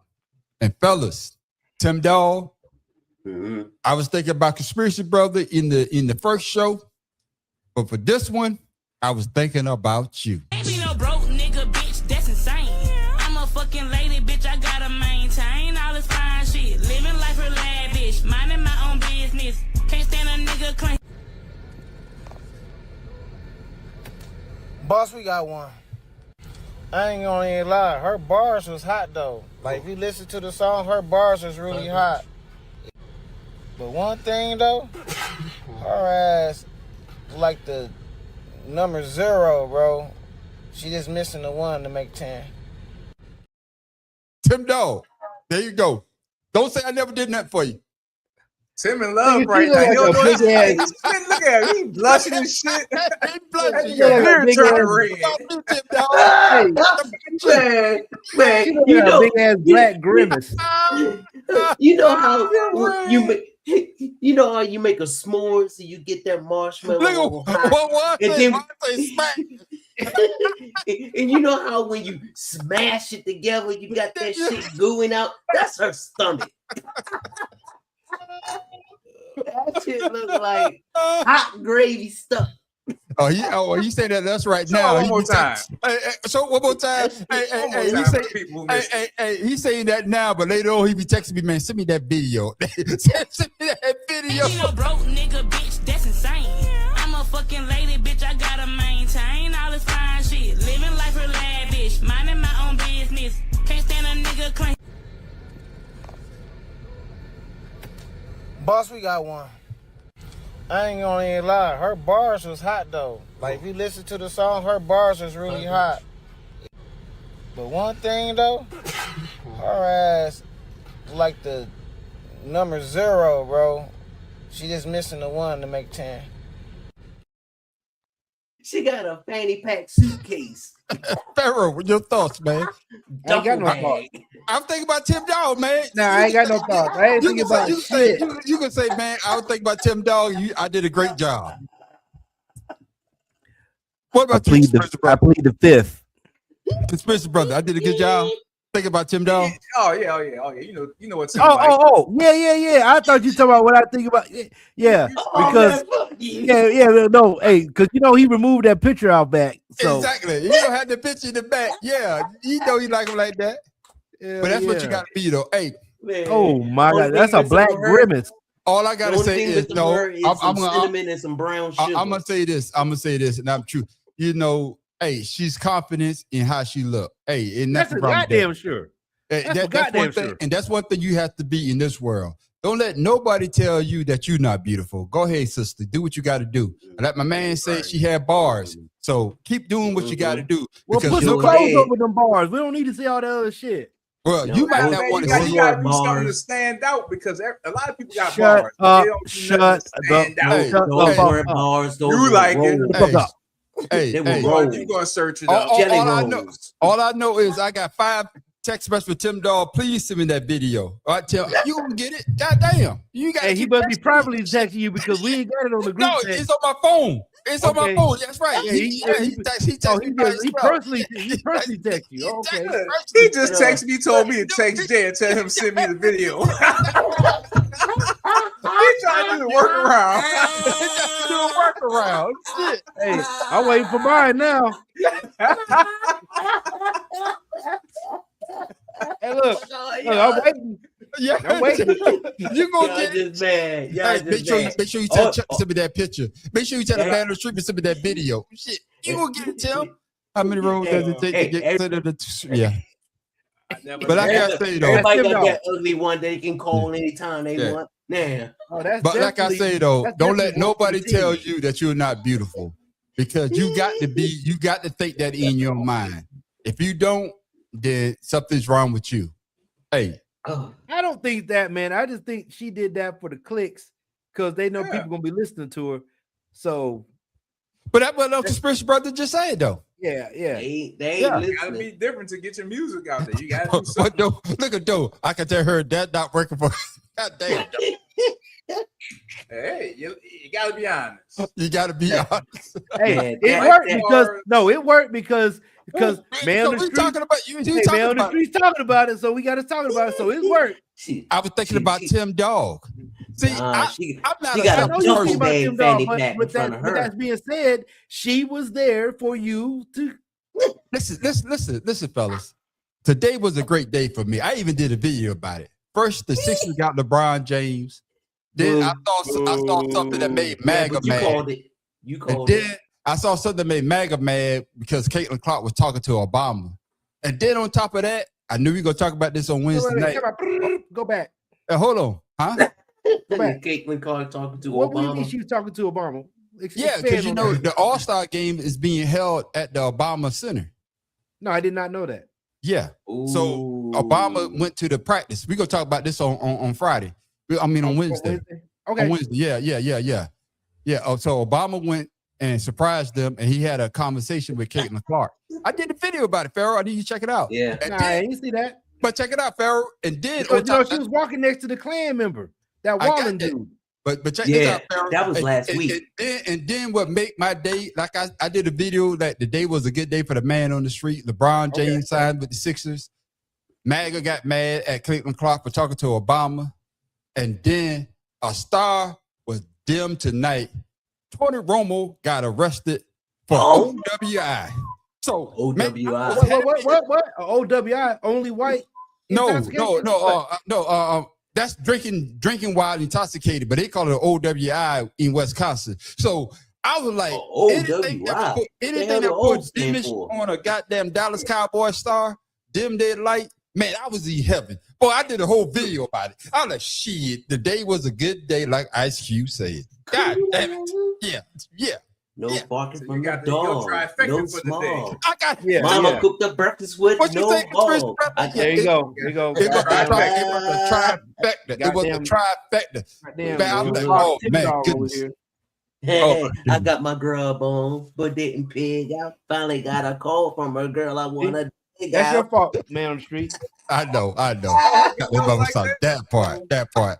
But fellas, man, what y'all got for the people, man? You know, like I said before, hey, I wanna we went straight into our after show. So go ahead, Pharaoh.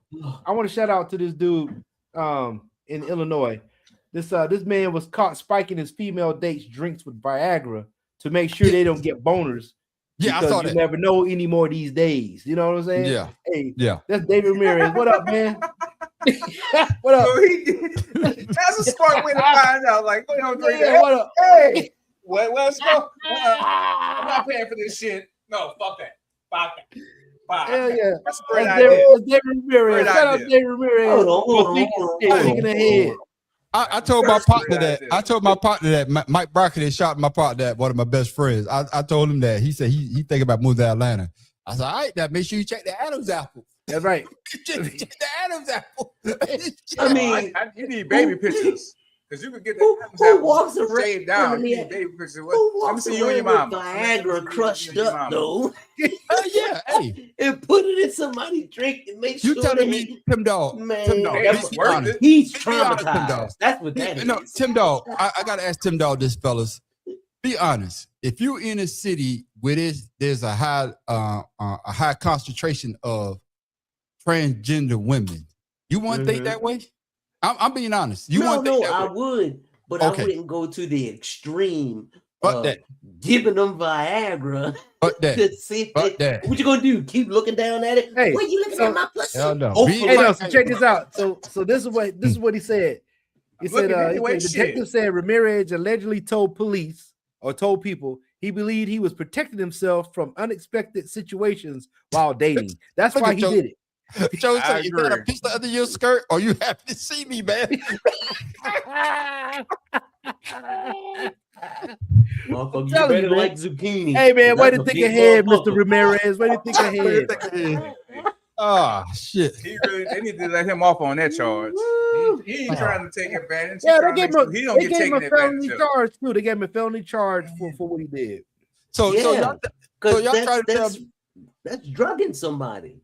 Yeah, but okay, so what you need to prescribed do now is, medication. well, you just say, hey, you want to take this Viagra?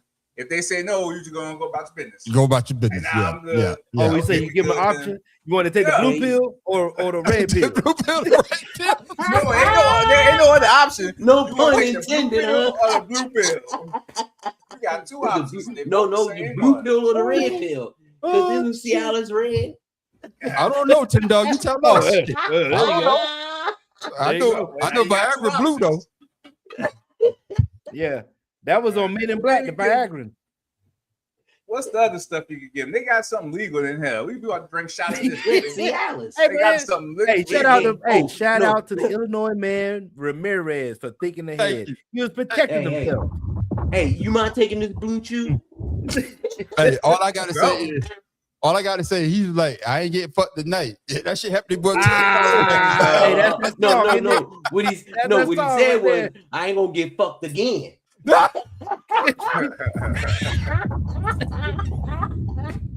Oh, what they got in there? What they call the honey packs? Honey pack. Yeah. That's So, called is that for men? dinner. Yes. Is that for men? That's for men. That's for us. Yeah, for men. Okay. No, that Honey pack. We're Honey pack. about to get a honey pack, baby. No, Yeah. he said no potluck for me. Surprise! Man. You can't stop laughing. It's hard out here for a pimp. Yeah, literally. Yeah, and that's the problem. It's gonna be hard for a pimp. But goddamn. You can't. Ladies and gentlemen, like I said before, we were ready to try after show. We didn't pause. We didn't tell y'all to come back because we want to keep y'all entertained. This is what we do in the after show. It's not about nothing really, really serious. It's just about us just having a good time. Because sometimes people just need laughter. Sometimes people need laughter, especially they going through something. So that's why you want to make sure you check us out. Because like I said, we could be political. We could talk entertainment. But when we be ourselves and we just off the rip, off the top, it's funny as hell. Oh, what Joe just said. That boob tape is really strong. Hey, Mr. Winkle, that's the dude from Mr. Winkle, that's the shit with old boy, Pet Detective. Yeah. Jim Carrey. No. Yeah, X Ventura. Yeah. X Ventura, Pet Detective. They're using that tape that they put. Was it that tape they put on the athletes? Yeah, I just wasted my goddamn beer. Some surgical tape. That should take the skin off, boy. It'll help her out. Yeah. She needs some removed. Conspiracy Brothers, what you got, man? You got anything for us, man? I ain't got nothing at the moment. If I think of something, I'll let you know. But ain't nothing brewing in my noggin. Okay, then. Well, with that being said, we all got dogs. Pharaoh, I remember you had a dog. I had a dog. Both our dogs were named Kiki. My daughter had a couple of dogs. She done trying to take back to the goddamn people that gave them. Spiritual brother, you ever had a dog? Yeah, he had two of them he couldn't take care of. What you had? Pitch, right? What you had? Pitch, No. right? Endo and what was that? Endo and Wheezy. Wheezy. There you go. What about you, Tim dog? You had a dog? Nope. Never had a dog? Fish. Okay, then. Well, we all had fishes, man. Fishes is the best pet ever to me. Because they die, you can always get another one for about 10 cents. No, Nah, man. I got two stories. I wondered why they would just. It's a calming effect. I would That's come what to it the is. barracks and just sit there and watch and be like, "Them jokers ain't got no worries, man." And that's what it is. When I was stationed, I got two stories I'm gonna tell you. When I was stationed in New York City, a partner of mine called it. He was moving from out of the high rises into, because they built like actually houses on I can't remember the name of the damn base in New York, but they was moving from the high rises like the projects into regular houses. Fort Hamilton, that's what it was. Hamilton. So I was going to say West Point. I remember that. No, Fort Hamilton. He was like, man, I'm not gonna take my fish tank. Do you want it? So he gave me the fish tank. I mean, it was like I want to say about either 30 gallon or 50 gallon tank, but it's a big ass tank. Yeah, so I got it. And I went and bought a bunch of community fish, right? And something told me, I said, man, a partner of mine, he had Oscars. No, you did. So I was like, shit, I'm gonna buy me some damn Oscars, right? So I put 2 Oscars in there with a bunch of community fish. Man, I went to work, man. I came home. I mean, I might have had about 10 other fishes in there, but 2 Oscars. Man, I went to work. I came home, like you say, King, I'm about to sit in front of my fish tank and I'm about to relax. I came home, I look at that bitch. I'm like, where my damn fishes at? All I saw was them damn Oscar sweater. I said, y'all some dirty motherfuckers. Yeah. I got damn fish. You had one left, but it was hiding behind one of the decorations. No, the only thing was left was the ones that what's the shit that eat the shit out there? What is the algae eaters. Yeah, the algae eater. The algae eaters. Man, them they ate them motherfuckers. I said, y'all some dirty bitches, man. I was gonna feed y'all. Y'all had to eat my goddamn fish. Now don't worry, we got ourselves. and then the second story, a friend of mine, Bum, my cable toe. He had a saltwater. Camel toe. My cable toe. Oh my God, boy. Cable toe.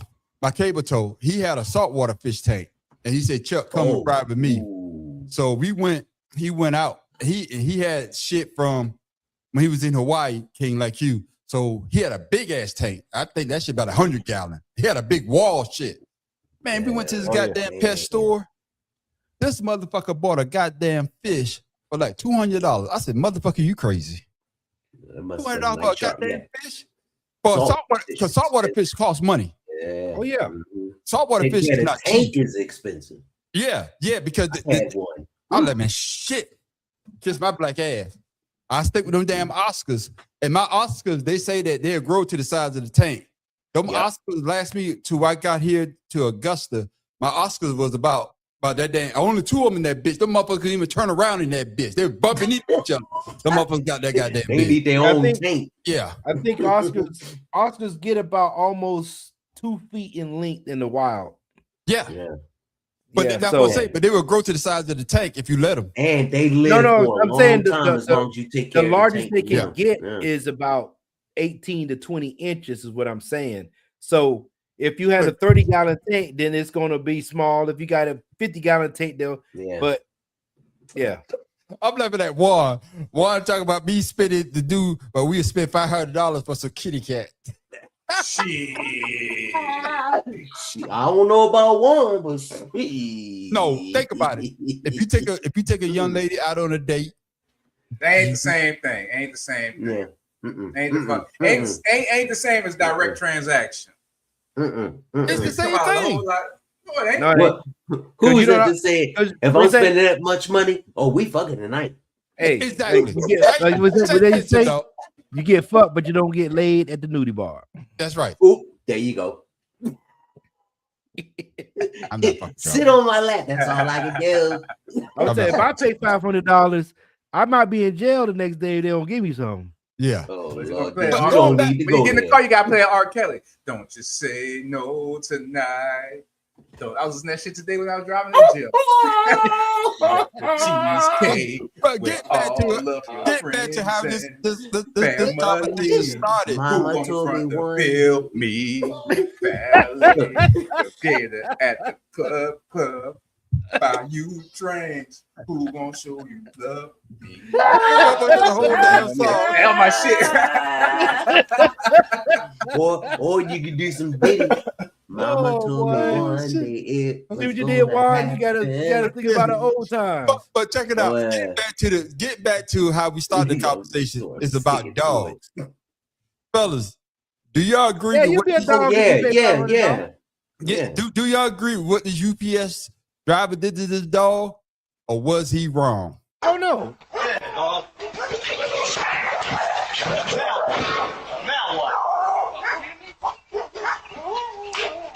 Why? What's wrong? Why are you throwing shit at my fucking dog? It's about to fucking hit me. You what? Are you coming at me right now? He didn't fucking bite you. You come right at me like he's going to, son. You need to back and fuck up. Who want to go first? Was he wrong? Pharaoh. No, hell. Pharaoh, you muted. Can't hear you, man. You muted. Man, you gotta do something with that shit. It keeps muting me automatically. Hey man, I went through the box at the owner too. Videos are playing. It's only worth a loaf of bread. Oh, he talking about everybody. Go ahead, Pharaoh. I'm sorry. Because it produces yeast. Oh, stop it! Stop it! No, he was fine.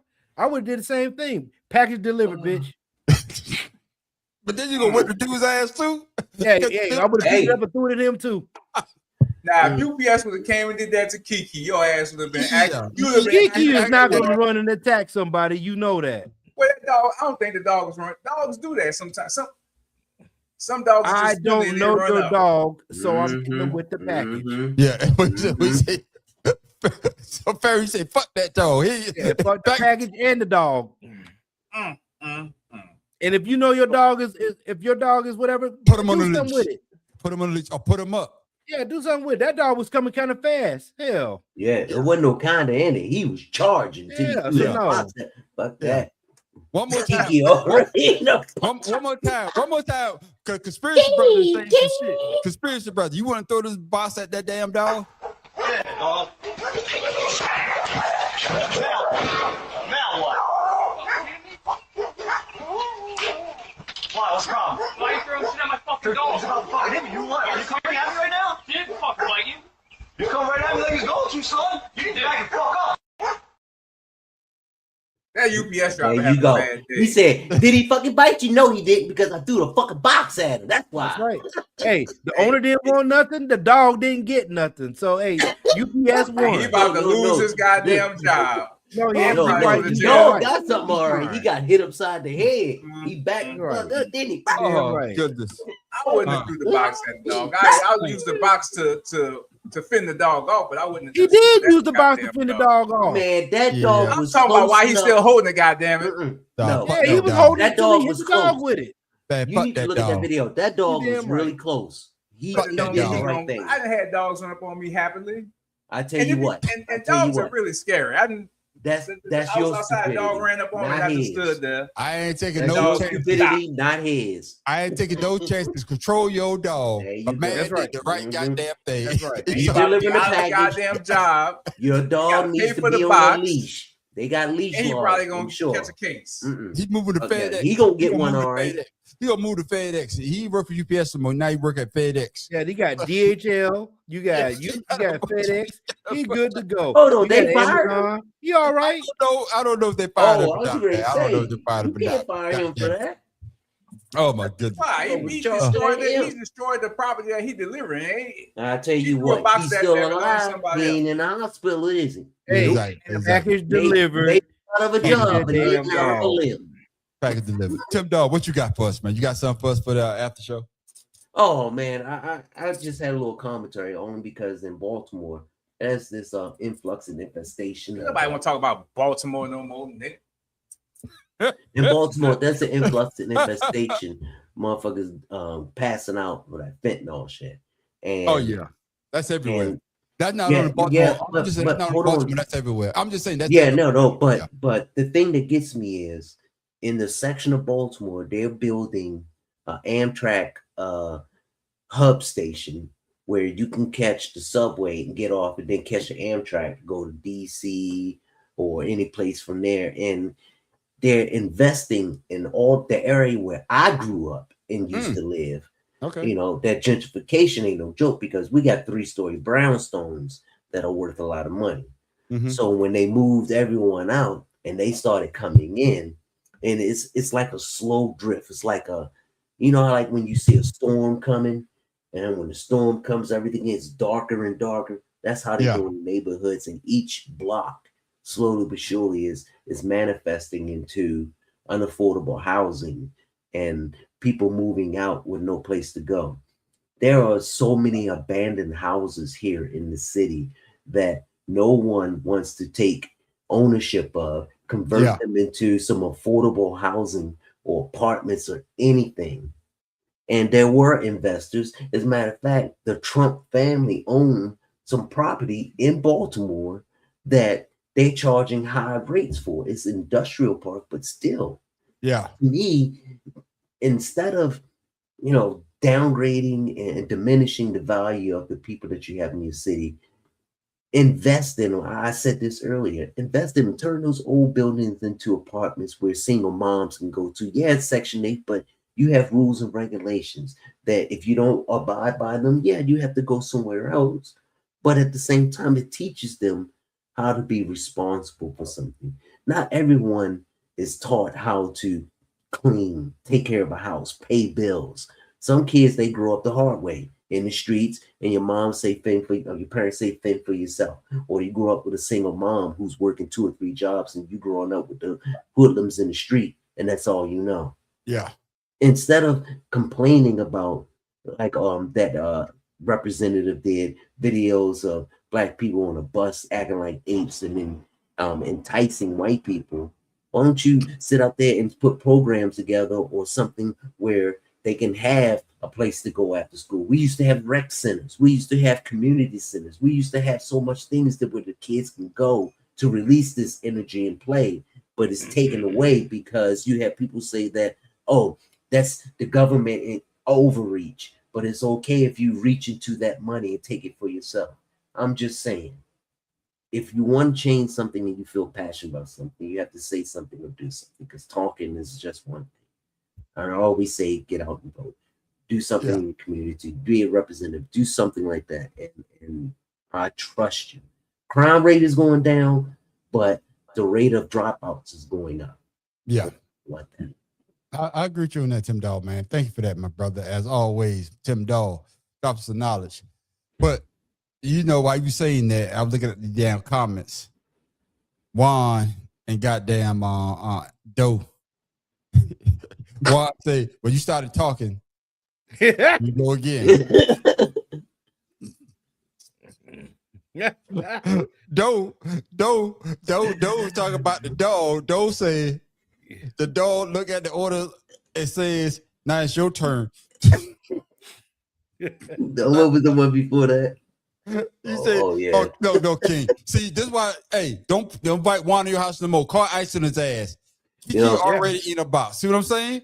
See Juan, who was just like the cartel back home, you know. See what I'm saying?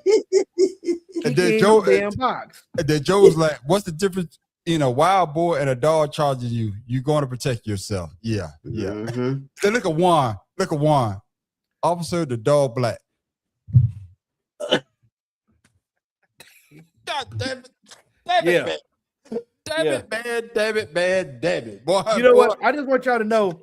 This is somebody bored at work. This is somebody who's taking criminal justice as his degree. I don't want him back. He learned best from this show. I can tell you that. Talk about those damn hoodlums. Oh shit, boy! I tell you what. Just like the cartel back in your hometown. All right, fellas. Conspiracy brother, you still ain't got nothing? Nah, I ain't got nothing. Okay, then. Hey, I ran across an article where back in the Victorian era, now mind you, these are white folks. I have to say it like that. They would, if they want to lose weight, the women would take the eggs of a tapeworm and swallow them. Yeah, I heard of that. And then after all that, when they get to their desired weight, it was 3 ways that they would try to get the tapeworm out. There's only one way it can't come out. Yeah. Anyway. Right. So they said that the damn tapeworm would grow up to 30 feet long. That's motherfucking infected. 30 feet. This is what you're that's doing. Your whole small intestine right there. Man, how you Pharaoh, man. Let's go do something else, man. God damn, man. All right, man. Hey, I just thought that was very, very stupid. Man, I bet they were skinny too. That tapeworm gonna eat up and take everything that they. Yeah, so that's what they would do. So that's what they would do. They would stop eating. They would stop eating. Let me change the goddamn subject. Going for somebody being stupid shit to this motherfucker. I just think they would come out the ass. Wouldn't they come out the ass? Yeah, that's the only way they're gonna come out and let you go in surgery. No, they were trying to get it to come out their throat. They were trying to get it to come out their throat, and it would sometimes choke them. So they would have to pull it out, but it would break off. Yeah, that's why the only way to come in, you surgically remove it, or you have to shit that bitch out. And when it comes out and you shit it, Victorian era, there's no surgery during the Victorian era. Man. You right. I'm sorry. I forgot about that part totally. See, this is why I need to stop. I need to stop saying this is what y'all need to talk about on the after show. See, I'm not trying to because this shit is we don't need to be talking about that shit. But then when it breaks, they got toxins on the inside of it that leaks out into the intestines. Oh yeah, they die anyway. They died, so they lost. So they lost their weight. They got their job done and their life. Yeah. Damn. Price of beauty. Well, maybe your girl need one of them. Hey, you think that's bizarre? Did you know that was a surgeon who really wasn't a surgeon going around inserting goat testicles into men for erectile dysfunction? What? Yeah. How that help? What? Let's get what Joe said. Dr. Now, great grandfather was doing gastroplasty procedure way back before my 600-pound life. Exactly. And talking about that, hey, shit. Oh, shit. Tim Dawg, you asked for it. Here it is. You know, broke nigga, bitch, that's insane. I'm a fucking lady, bitch. I gotta maintain all this fine shit. Living life real lavish, minding my own business. Can't stand a nigga claim. Boss, we got one. I ain't gonna even lie. Her bars was hot though. Like if you listen to the song, her bars was really hot. But one thing though, her ass like the number 0, bro. She just missing the 1 to make 10. I got us off of that subject. Sometimes, Pharaoh, I know it's never gonna be you, but some people should never ride. Some people should never ride a goddamn bike.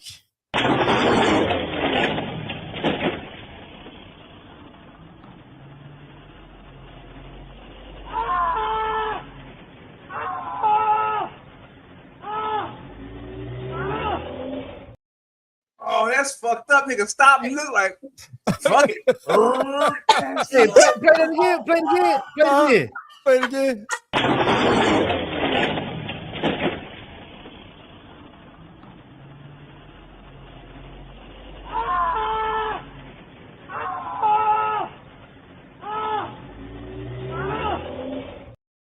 He made sure his dick was still there. No, you saw it, right? He looking down. I made sure my dick's still there. But yeah, but he went back for a chew too. That's what's crazy. Man, his back was he slid looked like on that concrete on his back. His shit opened up some kind of way. No, he never hit the concrete. He never hit the ground. His shit opened up on that. He never hit the ground. Watch it again. He no, never his hit the ground. That fit got his ass. Yeah, he never hit the ground.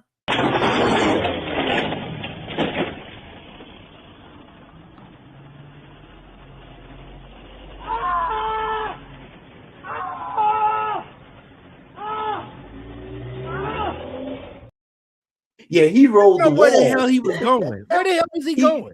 He rolled the wall. And that was one of them fucking fork goddamn fences. He opened up. What they doing skateboard grinding? When you grind up on it, that's what his back did to that wall. Yeah, exactly. That's why you don't ride a bike with hit the flip wall. flops. No, Exactly. Tim Dog, it was his chest. His back never hit the wall, Tim Dog. Look at it. It looked like his back. No, Tim No, Dog. all Look at his it. front. He went in, All front, he Tim rode Dog. that fence on his chest and lost his flip flops, like Doe said. Yeah, It was yeah. the shoe. Yeah, The yeah. shoe. Yeah, look at it one more time, Tim Dog. It wasn't on his back. It was all goddamn it chest.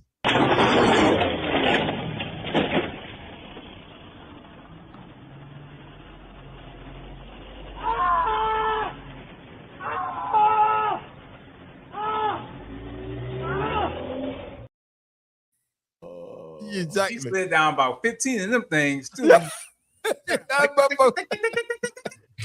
his head too. That shit look almost like comedy because he didn't say shit for about 10 seconds. No, you know until you see something, he looking like, oh, yeah, fucking heart was hanging out of the chest. What Joe said, that spike fist poking his head.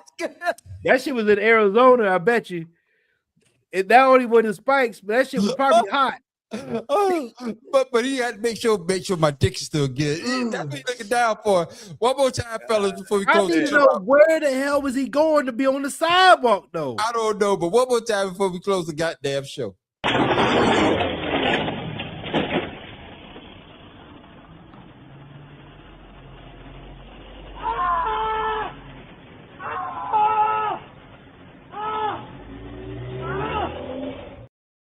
Hey, I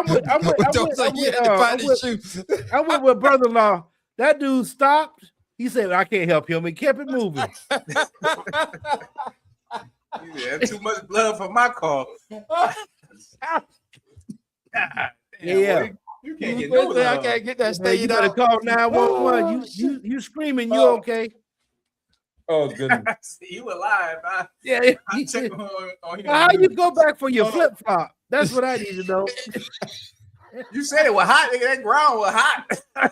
No, that motherfucker. You said I'm not gonna high have burnt off of feet something. and today. I'm sorry. He had something. He was on something.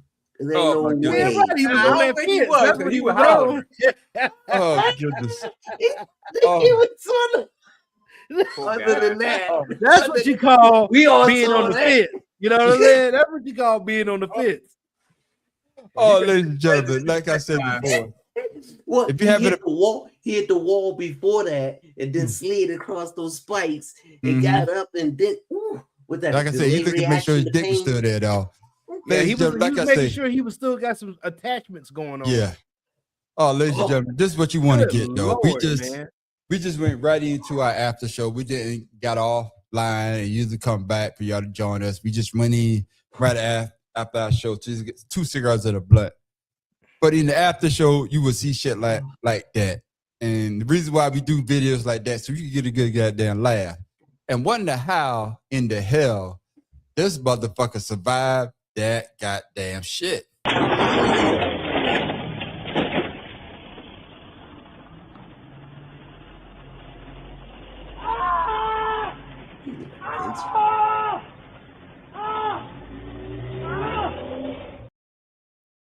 Missed the car too. That's amazing. Yes. Yeah, I would already hit that motherfucking car at the least. Yeah. Hit that damn fence. Yeah. Oh, ladies and gentlemen, thank y'all for tuning in with us. But before we go, we always like to give you something to think about, something funny.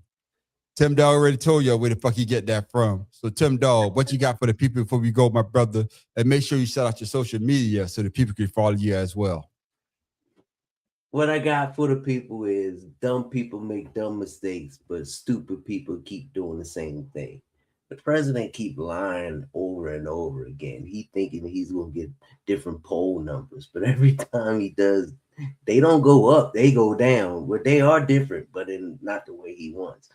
I always say this: vote, vote, vote, vote. But it's to the point now where people are just tired of the shenanigans. They tired of, not taking America serious. And yeah, they voted him to do one thing, but what did he say? Fuck y'all, I'm making my money.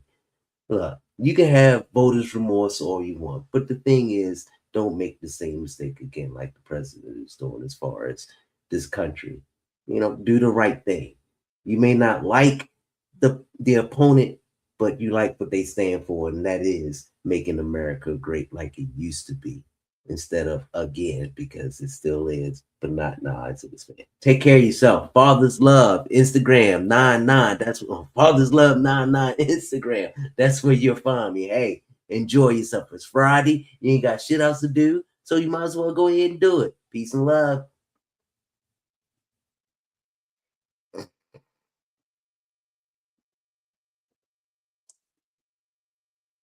Hey, you muted. Yeah, you muted. Man on the street, we can't hear you. We can't hear you, man on the street. Now, my shit was muted. Yeah. Good shot, Tim Dog. But like I was saying this, that you took what Conspiracy Bro usually say and put it in your shit. This ain't AI, motherfucker. We know Conspiracy Brother always say it's Friday. I copyrighted yeah, he copyrighted shit. So get your own shit, Tim Dog. Motherfucker. Where's the patent number on it? But with that being said, but main man Pharaoh King, what you got for the people before we go, my brother? And make sure you shout out to social media as well so the people can follow you. Well, I'm not going on any political rant or anything like that. I'm still going to shout out my man Ramirez for putting Viagra in the damn drinks to protect himself for his dates. So, hey, my man, way to look out for yourself. It's a Friday. I'm feeling a little good because I got my pain meds in me, got my drink, and we didn't get paid though, so we good. Y'all enjoy yourselves. Have a good night. That's right. That's the patent number right there. Once again, that's the Conspiracy Brother. He said the same since we got on the goddamn show. So you and Tim Dog took it upon yourself to say what he's going to say. What? Hey, I just did an Eminem like when he went in on Boy. I'm gonna say it before you say it. Okay then. Conspiracy Brother, aka it forces him to say something different. Exactly. Conspiracy Brother, aka Supervillain. What you got for the people before we go, my brother? And make sure you shout out to social media as well so the people can follow you. You go to Soul Expression, Supervillain. One of them gonna pull something about me, and them niggas ain't gonna stop me from saying what I gotta say because I just say it better. Goddamn it, it's Friday. Go get you a drink. Go get you some head. Eat you some pineapples. Oh Lord, he said get you some head. Hey, goddamn it, it's Good Friday. Jay got the trifecta going. Motherfucking it's Friday. Exactly. Exactly. And of course, ladies and gentlemen, you can always find me at the Man on the Street Show. The brothers already say what I was going to say because usually I say the same things Conspiracy Brothers say. I just let him say it first because I know he got it copyrighted. But you always catch me at the Man on the Street Show on YouTube and also on Facebook. Once again, I want to thank everybody that's tuning into what I do. And also everybody that's subscribed to my Facebook channel. Man on the Street is up to 19,000 subscribers on Facebook, 19,000 followers on Facebook. So, hey, keep following your boy and tell your friends about me as well. You always catch me also on Mouth Got Water. Always catch me on my other channel. I call it Juicy Mouthed. Exactly. Juicy. Think about that girl. Shit, man. I was thinking about old girl right here, man. She got me all hot and bothered. You know, broke nigga, bitch, that's insane. I'm a fucking lady, bitch. I gotta maintain all this fine shit. Living life real lavish, minding my own business. Can't stand a nigga claim. He had me all hot and bothered, so my mouth got watered. But you also catch me at Creative Canvas Expressions. That is my AI channel. I tell AI what I wanted to do. AI does it, and I put it up. But like my main man Conspiracy Brother said, hey, you can't copyright AI. So if I see somebody else shit, I like it, and I will put it up like it's my own. But make sure you come check it out on Wednesday night. We got a sports channel as well, especially this Wednesday night, because the Man on the Street is going to be high on the goddamn hall. Look at that, though. You right. Make sure you check us out on Wednesday night. We got a podcast. We call it the Better Than Sex Sports Podcast. All we do is talk about sports, and we do that very, very well. But make sure you come check us out on Friday night for the main podcast that started it all off, which is 2 Cigars and a Blunt. But make sure you stick around for the after show, what you're watching right now. We call it Ashed Out. Usually we go straight. We'll make a right turn. But like Tim Dahl famously said, we make that goddamn left, we're going to drive that bitch right off the goddamn left. And with that, ladies and gentlemen, I am the man on the street. Pharaoh King.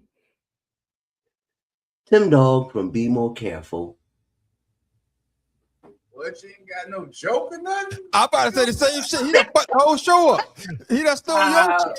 He did on purpose. Move this man. Yeah, that's it. I'm about to say. Tim Dog, you caught him off guard. That's what it was. Yeah. You know it should be corny, but we expect shit. Good point, shit.